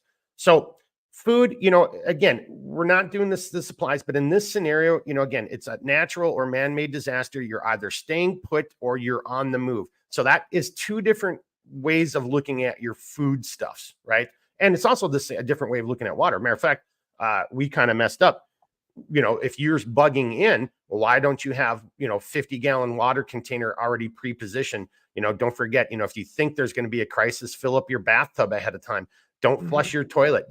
That water in the back of your toilet, that's not urine, that's water, right? So that's if you're staying in. But so, I think we've been kind of focusing on, hey, something's happened and you've got to move. You're trying to make, again, where am I and where do I want to be? So even if you want to be home, but you were caught coming back from work and you're 30 miles away, well, what are you going to do for food in this circumstances? I'm going to turn this over to Kevin, because I don't know, on the move, we're not necessarily talking about processing. And that's a little bit more of a long-term, like, do you even know how to do you know how to field dress a deer or a bear or a moose or an elk or a rabbit or, any of that? There is that. But, for me, my big thing here is edibles. And that's my area where I always want to be better at, even if I'm on the move, because that's something I could see when I'm walking through the woods. And then I can just be harvesting on the go and having it later and boiling it in my water or just eating it on the go. Or if I'm staying where I am, are those edibles around me that I'll be able to harvest, and maybe take advantage of and continue to procure for years to come as another food source if food sources, dissipate. So that's a big thing for me, boys and girls. But let's see what Kevin has to say about this. Yeah. So I'll say this, guys. Short-term survival, people do not starve to death. Short term. And you think about it, right? Like there was a guy recently in California who went out into the woods in the redwoods, and he carried a flashlight and a pair of scissors. That was it. And he survived, I believe, 5 days out there. Now, did he lose weight? Absolutely. Did he starve to death? No, he did not. He actually ran more of a risk of dying from exposure to the elements than he did anything else. So I will say that food is kind of low on my priority for the short term. But in terms of boosting morale, it's so damn important to be able to put something, in your stomach, right? It's a lot easier to go to bed on a full stomach or partially full stomach than a stomach that's grumbling, and rumbling on you. So when it comes to food, you got to think about like what are the basic needs. calories in, calories out, that type of thing. And you can get by in your bug out kit with just Cliff Bars. I know Creek Stewart, he's a fellow survival instructor. That's his number one. He's like, look, I'll just buy a whole bunch of Cliff Bars and I'll have one every so often, and that's his food. There's no time that he needs to prep it. Just peel it, eat it, done. But there is weight that's involved with that. Now, you can also look at it from the perspective of like, all right, I'm just going to carry a whole bunch of trail mix, right? High calorie trail mix. That's coconut flakes, cashews, cranberries, Cheerios, butterscotch, and chocolate chips. So there's 5 or 6 ingredients, and you have over 400 calories in a half a cup, right? That's a high calorie winter trail mix. But you're going to get what's called food boredom if you're eating the same flavor over and over and over. Now, the food that you want is going to be different than the food that you need. Um, I would just recommend that you vary your food supply and you get used to trying your food supply. So do a dry run of eating your emergency food for 24 hours, right? See if you actually like the stuff that you're going to pack that you anticipate actually using in an emergency. So if you want to go out and get a whole bunch of beef jerky, if you want to go out and get Snickers bars or whatnot, well, try living off of that. Actually look at the caloric breakdown and see how many calories do you need for basic sustainment of weight. Now, usually we use the factor of 12. So if I'm 200 pounds, right, that's 2,400 calories in a day to sustain me. Okay. But I'm 220. So it's going to be higher than that. But that's And if don't I'm forget it's static. that activity or inactivity. Exactly. Right. Yep. So if it's winter time, I'm using a factor of 18 or 24 to determine how many calories. And there have been plenty of times I've taught a winter survival class or course where I go out and I'm eating in excess of 5,000 calories and I don't gain a pound. In fact, I probably lose weight. So you guys have to factor in the temperature. You have to factor in your level of activity. You got to factor in the weight too. Like how much does that food weigh to cover so far? Like I just got back from a backpacking trip in Colorado. My food weighed 8 pounds for 5 days. Now I supplemented a lot of that with cutthroat trout that I caught out there. Yeah. But 8 pounds for 5 days, I can live with that. And getting back to that Carver matrix, what am I willing to sacrifice in terms of weight to carry 8 pounds of good food to make sure that I'm properly sustaining my body for all that activity? You just got to make these decisions and ground it in logic as opposed to someone's fear-based decision, making process or advice of people who have never done it before. And don't forget, everyone. So just with everything we're discussing, and it isn't just as simple as that, because let's say you're going to go with like some of the dehydrated food stuffs, and that's a big meal. That could be your meal for the day, and it's very light, and it's not going to take up a lot of. So Cuban weight, it's going to score high there, but you're going to need to have a fire to rehydrate it. You're going to need to boil water. Okay, well, that just goes into that whole list of everything else we've talked about. Do you have the ability to make fire? Is it even safe to make a fire for both environmental or personal security reasons? So you've got to really look at that stuff. We used to always call it lickies and chewies. And my last comment on this here, I'll even bring up the food stuff, but back to, what Kevin's talking about, if I'm, as Kevin said, and look, if you haven't been hungry before, then you probably aren't doing something fun in life. But like you can go a long time without a lot of food. Now, if you're doing a lot of activity and the wrong type of environment, environmental considerations, well, it's going to suck. And, and you might have sugar crashes and stuff like that. But lickies and chewies, I didn't hear about the Cliff Bars, but that's exactly it. Something that can go in your hip pocket. Some crackers, a couple Cliff Bars, some, Jolly Ranchers, or, what did you just, you said them the other, butterscotches, we already mentioned a bouillon cube. Maybe all you're doing at night is boiling water and throwing a bouillon cube in there. And, Kevin, thoughts on that? That just might be enough. Because again, the other X factor is here. It's a little bit of a creature comfort. You got some hot water, you got some salt, you got that, and it's putting a smile on your face. And that combined with like a little bite off your Cliff Bar or, a Jolly Rancher, maybe that's all you need to get to sleep and make it through the next day.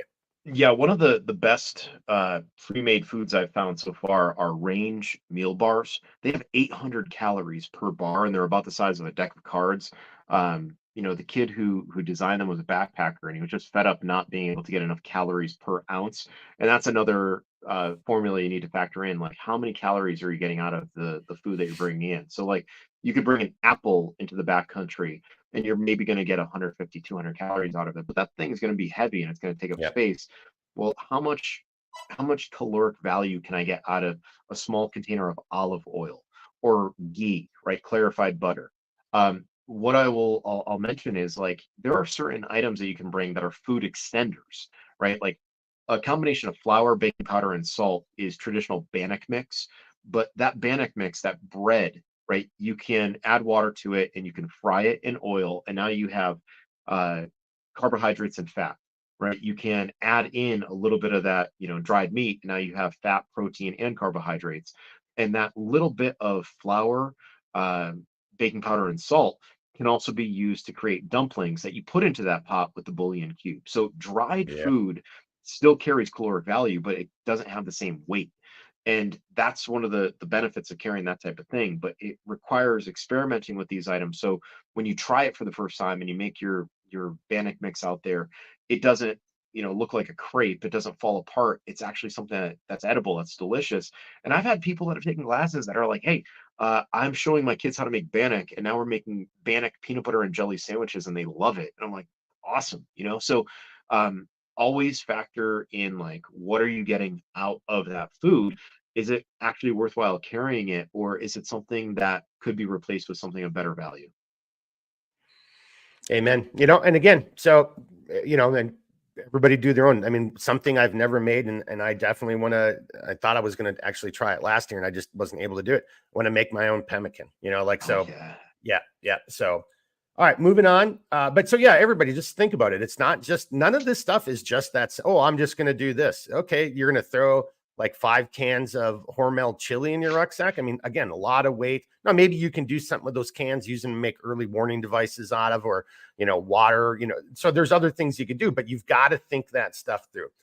And then I'm gonna kind of just jump past this one a little bit. For me, the focus is on kind of what Kevin said is like, I think it's worth the weight in the cube to have that one little creature comfort, because again, it's an X factor. It's the thing that puts a smile on your face, keeps you going for another day. So whether that's, coffee or, a Snickers bars, but not as your primary food source, something like that, to me has always been important, right? How you're cooking it, fire pits, Dakota fires, tripods, dangle. So you guys have all seen that. Again, to me, that stuff is going to vary, and I'm not going to take a whole lot of time to talk about, because are you are you bugging in? Are you bugging out? And if you're trying to move, well, you might not be doing in the stuff. You might, and going back to food, you might be actually more focused on MREs with the chemical heaters as opposed to an actual fire. So I think there's a lot of stuff there. But to me, I'm going to bring it over to Kevin here. To me, it's also just, on the food kind of ending that. I do think there's like, well, and if it's a really bad scenario, if you're planning for to be self-reliant and this goes beyond 72 hours, some of the stuff we're talking about, you might not even want, but you're going to want it for trade. Tobacco. I mean, that's not food, but you kind of see where I'm going. Alcohol, sweets, things that you can like, hey, there's somebody who has kids and they've got chickens and you've got a bag of Snickers bar, hey, I'll give you this bag of Snickers bars, or honey or honey bread, like something like that. And now you're going to give me some eggs. So to me, that's always, again, that's not on the go type of stuff, not the lickies and chewies, well, although it could be, because that could still be barter too. You got a bunch of lickies and chewies, you encounter somebody, hey, I'll give you some of this for a little bit of your rice and beans, Kevin?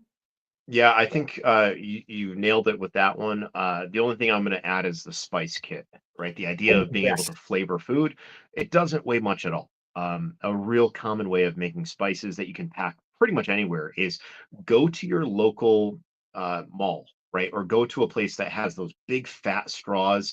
So think of like the big old pixie sticks type of straws, plastic straws, or like boba tea straws. And what you do is you hold them with a pair of pliers, light it up, and then you advance the pliers over the melted plastic and seal the end. pour your spices in there, seal up the other end, and now you have the ability to carry spices in a very, very lightweight package Yeah. that allows you. And by the way, you can reseal it in the field the same way with your multi-tool in a flame.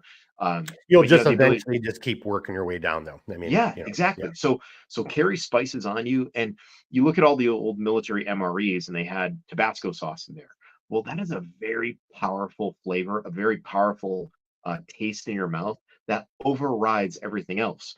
There are people out there that do not like the taste of sunfish. Well, I think sunfish meat happens to be really sweet. I love perch, but there are people that are like, oh, it's too fishy. Coat that bad boy in Tabasco sauce and eat it, and they'll say, "Oh, well, it was really hot." They're not going to taste the fish. So that being said, think about the spices that you can carry and get the most bang for your buck, right? Think about what you could put on wild game that will make it more palatable to people who you may be traveling with who don't normally like the taste of wild game, who find it too minerally. So I would say just carry spices in addition to everything else because weighs almost nothing and it gives you that sense of, hey, there's some normalcy here. It gives you something that other people won't have that maybe they'll want and you can, as Mark said, barter for. Yeah, and I'm glad you brought that up. When I did this, to me, I've just always been a salt and pepper, but my spice game has definitely, improved now that I'm a civilian again, right? So, no, you're absolutely right, and I don't get paid by these guys. I'd like it if they gave me some free gear, but County Com to your thing. Now, this is Yeah. going to take up more space. It's still very lightweight, but like your straw idea is great because every time you're cutting that end off, that little bit of plastic could also be tinder to start a fire, right? That could be part of your whole fire starting kit. But Countycom has those blue tubes, and that's what I have. So for my car camping and stuff, I've got a whole little thing of those just with all like so because you can do spices, oils, hot sauce. So I really like those. That was a great call right there. I totally forgot about spices. Thank you. All right, moving on here. We're kind of getting close to the end. This isn't eating an MRE. Sometimes that's what your food is, right? You're going to be living off of MREs, right? So, again, we've kind of gone through the food thing. I'm going to kind of bring this That over was to my Kevin. If phone. you lost your phone, I'm good now. well, so just not to beat the food to death, I'm going to kind of bring this over to Kevin. If there's anything you want to add in this, again, some of these comments that I put here, 10 years ago, you can see I was also thinking a little bit of whatever that event was. My ability to deal with that 72 hours was, clearly a lot more of me staying put, right? Because now we're talking, fishing, foraging around your area, domestic animals, chickens, all that kind of stuff. Kevin, you got anything you want to add on the food stuff? I mean, it's very thorough what you have here. I would say the only thing to add to shelf life is just the condition of the shelf, right? Like, where is it? Because we know that what makes food go bad is exposure to light, exposure to air, and changes of temperature, Temperature. right? Yeah. So make sure if you guys are storing food somewhere, it's not somewhere where the temperature is going to swing wildly from like freezing to above freezing. And, there's going to be a chance for moisture to develop in there. And make sure that wherever you're storing it, it's not exposed to the light. So you could have food that is canned in glass jars, but if it's constantly getting, the morning light from across the pond, and suddenly it's in your house, that could destroy the nutritional content of your food. The one last thing I'll say is that if you think about canned food, as long as the can has not bulged, as long as the can is not deformed, even if it's past the best buy date or the expiration date, which we know is bogus, you can likely still eat it. You will just not get the nutritional content from it because over time, those nutrients do break down. So keep that in mind if you were to come across canned goods.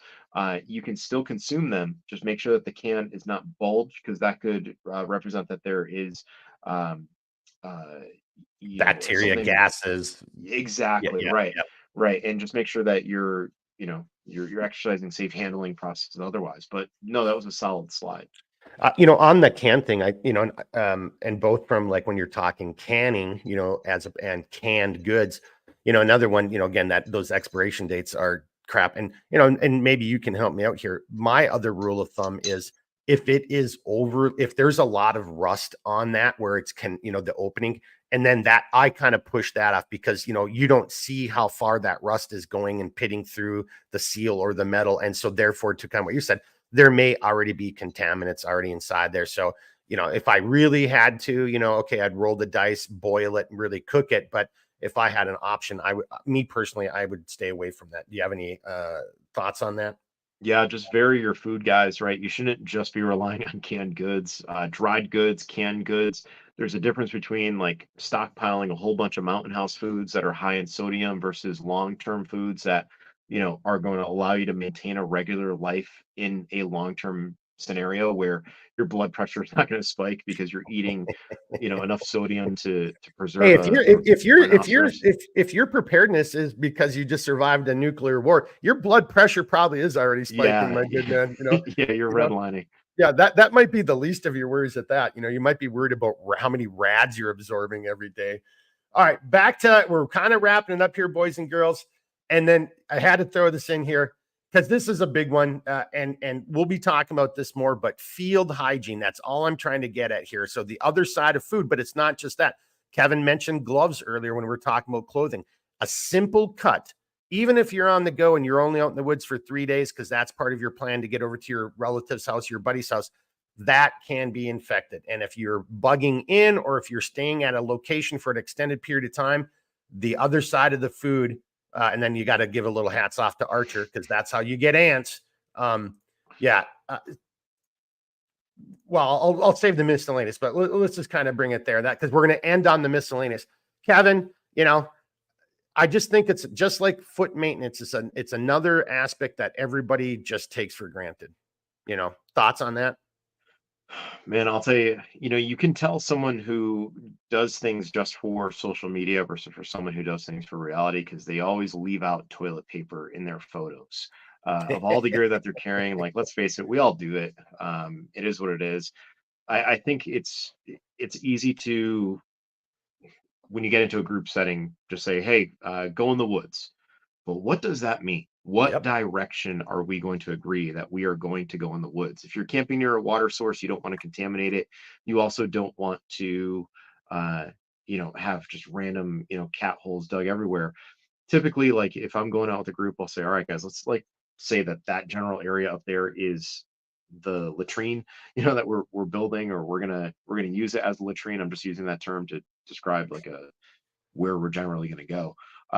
But just be careful, right? Like it's so easy to contaminate, cross contaminate. Like imagine, picture this one. I've seen this one. It is the grossest thing in the world. You have someone in your group that decides to go out, they do their business number two, right? Because they come back with their wet ones or their toilet paper roll. And then they go over to where all the common food is and they reach their hand into a bag of trail mix. It's like, you filthy savage, pour that into your hand. Do not touch that bag. Like, what the hell's wrong with you? So that type of thing can go through a camp very quickly. Some people will say that a bar of soap people is gross, right? Again, what is your standard of clean? If I have a single bar of soap, I don't mind letting other people use that bar of soap because guess what? You're using it, it's getting cleaner as you use it. But we've forgotten basic field life over the years because people are like, oh, I've got hand sanitizer. So now you're just moving the shit around your hand, you know, as opposed to like washing it off completely with soap and water. Like it drives me nuts. So just be careful, boys and girls. There are some filthy buggers out there that are probably going to come into your camp and get their poo all over your stuff. And I'm not joking. This field sanitation and foot maintenance, maybe we will combine that in one because that's at least that's to me that's an hour of very serious conversation. And maybe showing you some tips and tips and techniques type of thing. But field sanitation, even if you're on the move. So I mean, again, we're talking about a man-made or a natural disaster. Maybe you're bugging out. Well, if you're just defecating, even if you're urinating, right? Like, and if you're concerned about wild animals tracking you or human beings tracking you, well, you're just letting them shoot layups on you every time you're doing that. So there's considerations there. Even if you're like, okay, this is a good source of water, let's camp here for 3 days, recover, rest up, do some foraging, maybe hunt some squirrels or rabbits, a little snaring, and, mend our clothes and stuff. Well, to Kevin's point, then you need to start actually looking into slit trenches, urine tubes, feminine versus male hygiene, how you're it isn't just like I'm just going out and taking a dump in the woods. And if that's what you're doing And if we're in that area for the same 3 days, I mean, like to Kevin's point, because that's how it happens. That guy comes back, you know, you haven't really properly washed your hands. Now you're digging into the community food bank, and now that fly that's been on your hand is now, you know, in your food and it's spreading around. It's like, it's that, you know, to Archer's point, that's how you get ants, and no one wants ants, man. You know, and honestly, Kevin, that's how you get ants. You were talking about fire ants, you know, before. Yeah. The things that, you know, or again, even a bear, or, you know, like an actual predator, even an apex level, but those mice and those ants and all those little critters, you're just inviting trouble into your campsite. And that just has the potential for even more disease. Yeah, spot on. All right. Hey, we're wrapping it up here. I'm going to bring up the last slide. And okay, that's where we're going to start on Sunday. We're going to do, I just call them food groups, shoot, move, communicate, medicate. But I want Kevin to take us out here on his. So I just did a miscellaneous, right? And because we just did food, fire, water, shelter. There are so many other layers and other considerations. I've got just some of them. You know, this is what came into my mind when I was putting this class together. Let's bring it over to Kevin for his final thoughts, what he thinks, you know, the miscellaneous or the other additions or considerations for the food, fire, water, shelter, and whether you're bugging in or bugging out, or just trying to be more self-reliant. And then I'll kind of wrap us up. And we went a little bit long, but there's just a lot of information here. I mean, you know, for me, the final one on this is going to be cordage and ropes. You got to learn how to do knots. Maybe we'll do something like that in the future too. But Kevin, have you seen this long enough? Because I want to bring you up so people can see you. Yeah, totally fine. Okay. All right. So, I mean, that last slide, there are a lot of considerations there. And like Mark said, this is something that could be a 2 hour long interview in of itself for each one of those points. So when we talk about fuel, what kind of fuel, how easy is it to resupply, how shelf stable is it? So always consider the factor of perishable. Is it perishable? Is it something that can go bad? Because if you don't rotate gas, gas can go bad, right? So keep that in mind. That's one of those things. Another thing is what type of fuel, does it work well in the cold, right? That type of thing. I think one of the other items on that slide was ammo, right? Ammo can be bartered. During COVID, I remember seeing ammunition fly off the shelves. The only ammo that was still around on all the gun stores that I went to, all the big box stores, was 350 Legend. I still don't know anyone who shoots a 350 Legend, but I know that there were people out there that were selling boxes of 5.56 and 22 long rifle, 12 gauge, 45 ACP, 9 millimeter. All the common ammos were so hard to come by, but they were barter items. And even terrible condition ammo, like old school boxes of ammo that no longer are sold. Those rounds were still being sold secondary market for ridiculous prices. The question becomes like, well, what type of ammo do you want for your bug out? Right? Everyone has this illusion of like, oh, I'm going to bug out. I'm going to carry my M4 rifle. I'm going to carry a chest rig with 12 mags. Maybe that's a scenario that will play out, but more than likely, you might be leaving an area to go to another spot where suddenly you have to go where everyone else is, or maybe your loved one is in an area that is being set up by like the American Red Cross, and they're wanding everyone when you go through the door. Now you've got this battle rifle. Well, where are you going to put your battle rifle when you're far from home? How do you secure it in the wood line, or how do you bury it? Right. So I always tell people, like, what would be the perfect bug out weapon? And why do you want to let people know that you're even bugging out? Why aren't you caching supplies along the way? One of the benefits of having good land navigation skills and having an understanding of UTM coordinates or MGRS coordinates is you can stash items in a 5 gallon bucket and put them in the wood line, put them along your route, and then you don't have to carry those on your way home, right? So imagine every 5 miles you find a bucket filled with bullets, beans, and bandages, right? And I'm just abbreviating those, right? BBB. But instead of bullets, beans, and bandages, maybe it's just extra water, maybe it's extra food, and it's stable food that you just have in a 5 gallon bucket. You're not investing too much, but you're leaving it along the way. There are so many other items that you guys could potentially carry with you. But some of those most important items are items that you're not going to find at a store. They're going to be found in your safe. How are you carrying your valuables with you? And what I mean by valuable, family records, family photos. Do you have a flash drive with those items? Are you keeping them in cloud-based storage? Are you storing things at a friend's house? Right? I mean, the list goes on and on and on. Mark has tools and mechanical issues. People Yeah, I are was always like, actually well, just looking to see how much I had on the electronics. I mean, it was 2014. But you just nailed it right there. External hard drive doesn't cube out, doesn't weigh a whole lot, but No. external hard drive could have a ton of media. And going back to the X factor, to include, if you did have the ability, and if there was some working electronics, that might be games, movies, things of great importance, a picture of your, father, whatever, your family. That's a great point right there, Kevin. Yeah, back up everything now, guys, while you can, right? I mean, I've got a portable laminator here that I use for laminating, teacher supplements when I'm teaching in class, but there's no reason why you can't laminate things that you never want to be destroyed in your backpack when your backpack's out in the rain and you don't have the rucksack cover because you've forgotten it, or you don't have a 55-gallon bag that you can throw in your rucksack. So take those steps now to safeguard those items. Now, as far as tools and maintenance, let's assume that you guys are bugging out in a vehicle. What are you carrying that keeps your vehicle going and gets it going, right? So you think about it, like what are the main reasons for a vehicle to fail? Failure to tires, failure to electrical system, right? What are you carrying? What is your capability with those tools, right? You might have a whole tool chest in your vehicle, but you're not a mechanic. You don't even understand how to change a tire. Well, why are you carrying those items and you're not carrying something else that could, match up with your capability? On top of that, like you think about all those items, what are you pairing with your friends? Because you shouldn't be bugging out alone. Ideally, you're creating a network with the people in your neighborhood, you're creating a network with your friends. We always say, like, who are your 5 people within 30 minutes or 30 miles of you that will be there for you right now? Right? Like, how can you get to them right now? How can they get to you? What do they have that you don't have to carry? When you start thinking about like what is your role within those group of five, are you someone who has medical skills? Are you someone who is really good? You're the handyman and you can fix just about anything. Are you someone who is really good at, putting food on the table? Like what skill set do you bring?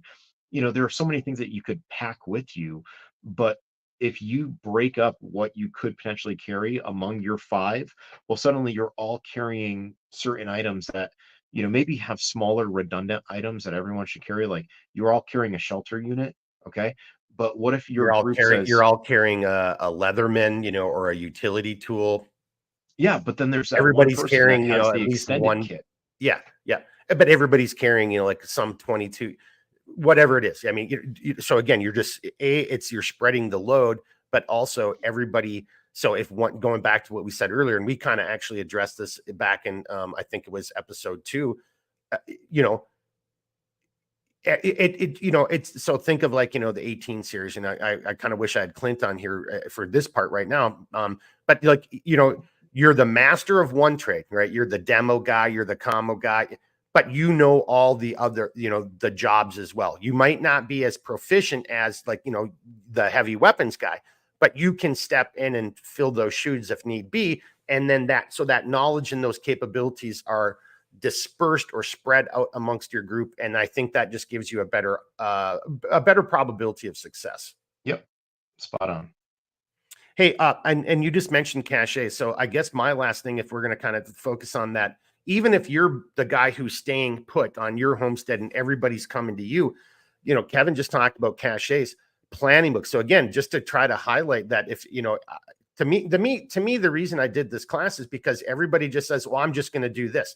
They haven't put forth an ounce of energy, an ounce of thought, an ounce of training, an ounce of preparation. And to Kevin's point, if you're serious about this, and if you think there is going to be this type of event, or you want to be prepared, and hey, I know I can't survive where I am and I'm going to have to make it 30 miles to my uncle's house or whatever, pre-positioning materials is probably one of the best things that you could do, because it would just take, and Kevin, when you're kind of the way I interpret it, when you're saying, because that's how I think of it, it takes a lot of the stress. It's one less stress rock in your rucksack that you're carrying with you, Mm-hmm. because you're just now looking at it. It's not a 30-mile adventure. I just have to make it 5 miles today. And then I've got a Correct. place to, yep. And then so forth. And if I need to extend this out for 6 days, so be it. Right. And then you've built that into your planning considerations. And that's what you've communicated with your friends, and you've got your commo plans and, pace, all that kind of stuff. Spot on. Yeah. It's just, it takes the journey of 1,000 miles down to those single steps. Like it's not terribly difficult, guys. It's not, uh, we joke around, we say it's not, you know, rocket surgery. It's it just comes down to thinking ahead of time instead of having to wait for that to happen to you. You're living it ahead of time and you're planning. Yep. And that doesn't make you a weirdo. It makes you No. prepared. It makes you self-reliant. Hey, Kevin, I'm going to bring up two comments because they're for you as well. And then why don't you take us out on whatever you want to take us out on? Because again, good episode. We're just under 2 hours. I was thinking it would be about an hour and a half, but there's just so much information here. And honestly, I kind of feel like we skimmed over a lot of it. We sure did. Yeah, right. So here we go. Learn me something. I really enjoyed this episode. Lots of information to think about and process. Good. That's kind of what we're trying to get going. And then Gene from across the pond, he's over in the UK.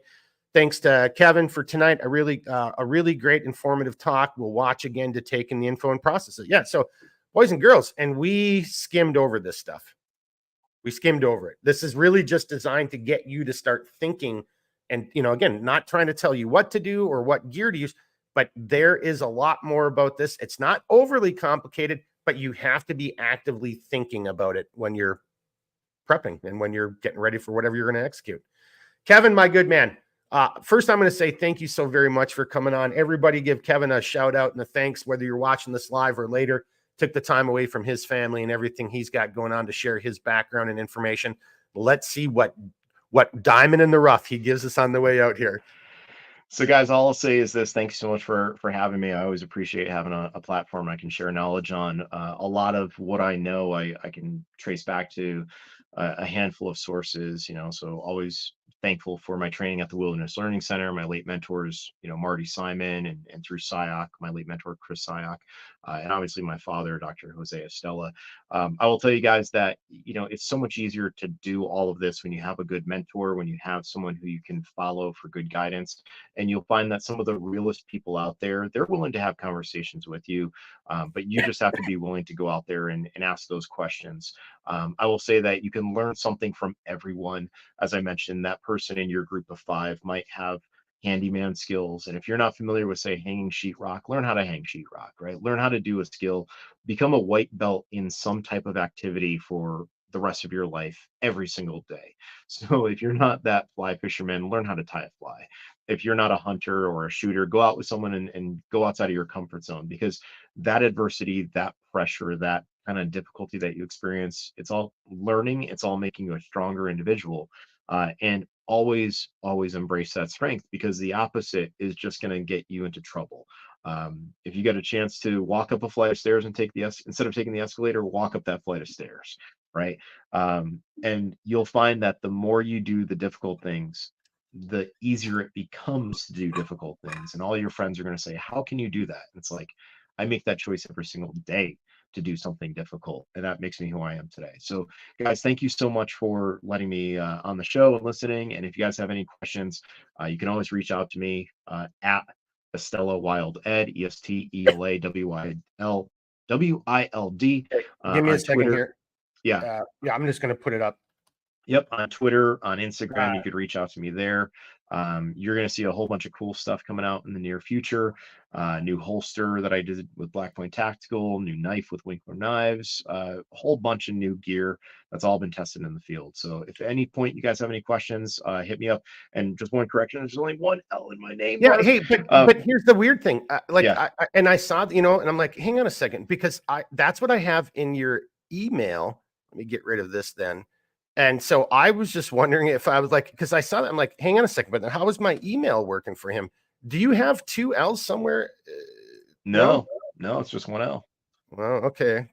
That was kind of silly on my part. So, okay, now why is it not letting me? I've been dealing with that my whole life. So, maybe one day someone will be like, of course it's only with one L, Well, there it So, is yeah, right there. Okay. You got it, man. But that kind of freaked me out. I'm like, well, then how is my email working? So maybe I just have it I see it that way, because maybe my eyes see the 2 L's and there's always been one, Yeah, maybe you have me saved in contacts with 2 L's, but the email is one. I don't know. Yeah. But hey, I'm still getting your emails and I hope to keep getting them. So there it is. That's how you can find them, boys and girls.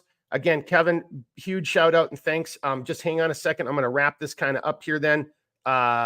We have two last comments and then we'll take it out.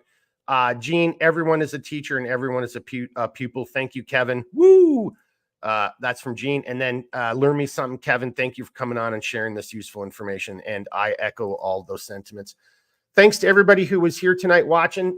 We're going to have kind of the final episode on Sunday.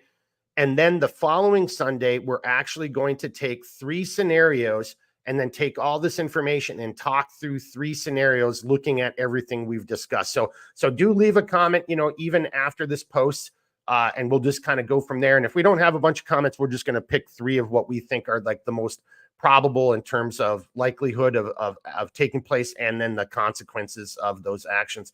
So we'll see everybody again on Sunday, 1700 Central Daylight Time. Again, huge shout out to Kevin. You know where to reach him. And you know the deal, boys and girls. If you got questions, reach out to us. We'll do the best we can. Mark at Millstone-SRG.com. And thanks for joining us here tonight. I hope you appreciated Kevin taking the time. I hope this information was useful. Got some of those juices going in that brain housing group. And then we'll see you again on Sunday. All right, everybody. Thank you. We'll see you soon. And then kind of what to follow up on Kevin's point. And that's why the motto is keep thinking, keep moving, never quit. We'll see you on Sunday, boys and girls.